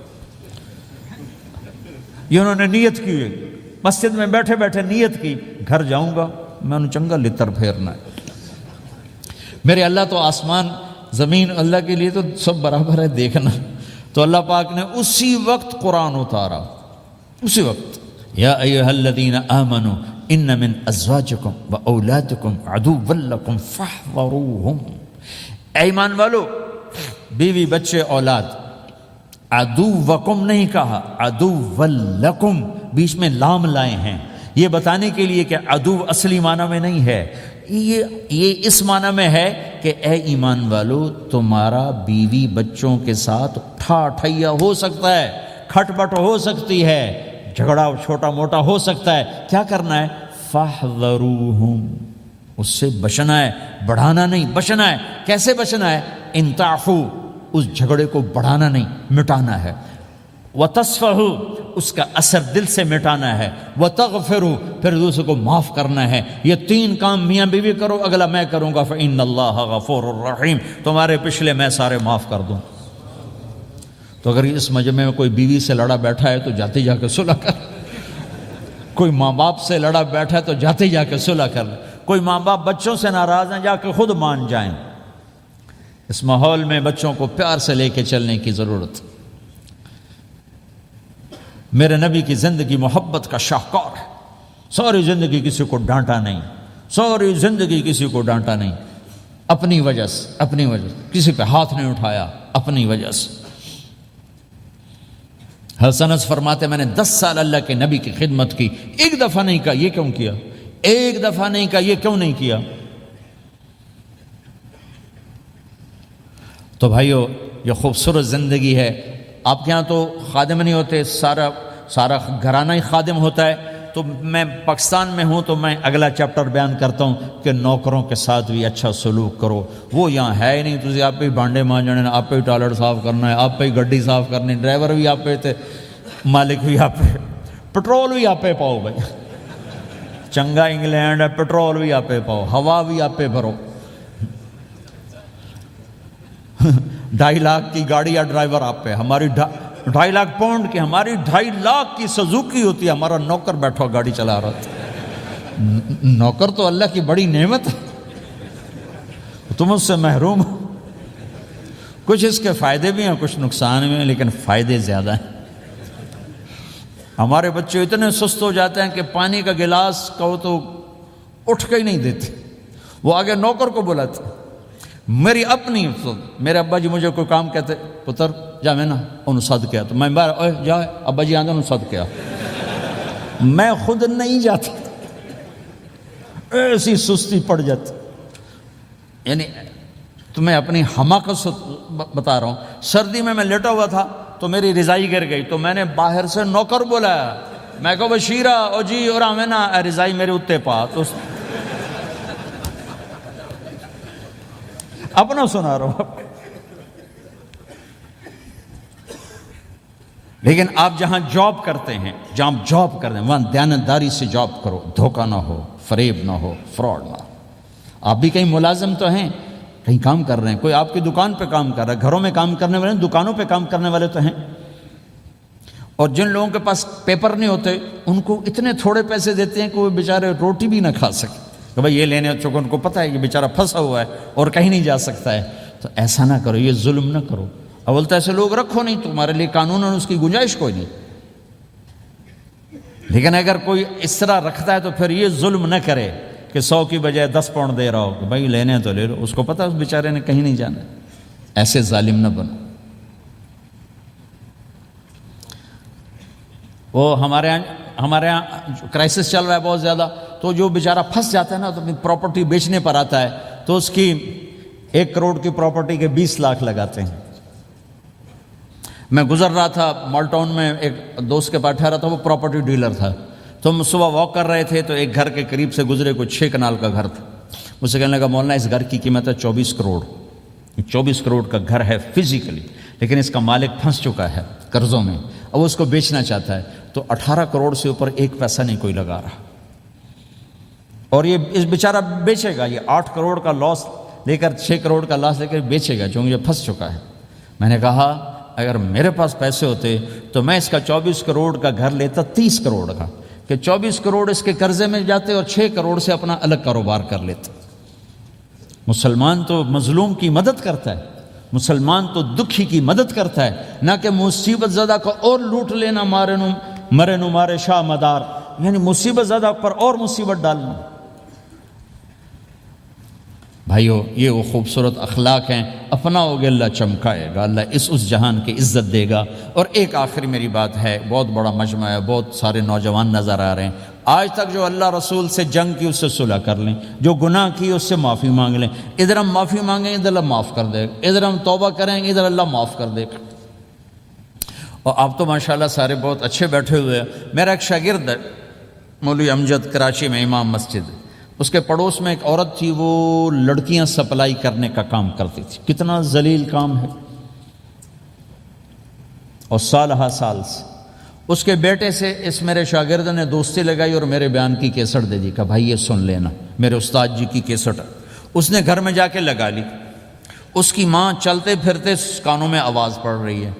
آخر وہ آ کے بیٹھ گئی، کہنے لگی سنا، مجھے بھی سنا۔ تو اس نے سارا سنا، پھر کہا دوبارہ سنا، پھر سنا، کہا دوبارہ سنا، پھر سنا۔ تو کہنے لگی یہ کون ہے؟ کہا پتہ نہیں کون۔ تمہیں کس نے دی؟ کہا یہ امام مسجد نے۔ تو بچے کا ہاتھ پکڑا اور آ گئی دروازے پر۔ اس لوگ تراویح پڑھ کے باہر نکل رہے تھے، کہنے لگے میں نے امام صاحب سے ملنا ہے۔ وہ آ گئے، کہا جی یہ کیسٹ آپ نے دی؟ کہا جی۔ یہ کون ہے؟ کہا میرے استاد ہیں۔ کیا نام ہے؟ طارق جمیل۔ اچھا، انہوں نے توبہ کی بڑی بات بتائی ہے، تمہیں پتہ ہے نا میرا کیا کام ہے؟ ہاں۔ کہا میری توبہ قبول ہو سکتی ہے؟ کہا کیوں نہیں اماں جی، ہو سکتی۔ کہا ٹھیک ہے، پھر میں اللہ کو گواہ بناتی ہوں میری توبہ۔ اور اس نے مسجد میں آنا شروع کر دیا تراویح میں، 5واں روزہ ہے، اور دعا مانگتی ہے اللہ اگر میری توبہ قبول ہے تو مجھے اپنے پاس بلا لے، یا اللہ اگر میری توبہ قبول ہے تو مجھے اپنے پاس بلا لے۔ 29ویں روزے سجدے کی حالت میں اللہ نے اٹھا لیا۔ ساری زندگی کام کیا؟ لڑکیوں کی سپلائی، اتنا بدترین کام، اور موت آئی رابعہ بصری جیسی۔ یہ ہے توبہ کا کمال، کہ اللہ کی رحمت سے کبھی نا امید نہیں ہونا چاہیے۔ اللہ کوئی تھانے دار نہیں ہے کہ اس نے چھتر پھیرنا ہے، اللہ کریم ہے، مہربان ہے، ہمارا دوست ہے، ہمارا رب ہے۔ تو جب کبھی خطا ہو فوراً توبہ کرو، فوراً توبہ کرو، انشاءاللہ ایک دن آئے گا کہ اللہ ہمیں اپنی توبہ پہ پکا کر دے گا۔ تو یہ نیت تو کرو سارے جتنے بیٹھے ہو، بوڑھے جوان، کہ پچھلے پر ہم توبہ کرتے ہیں۔ کرتے ہو نیت؟ کہو یا اللہ میری توبہ، پھر کہو یا اللہ میری توبہ، پھر کہو یا اللہ میری توبہ۔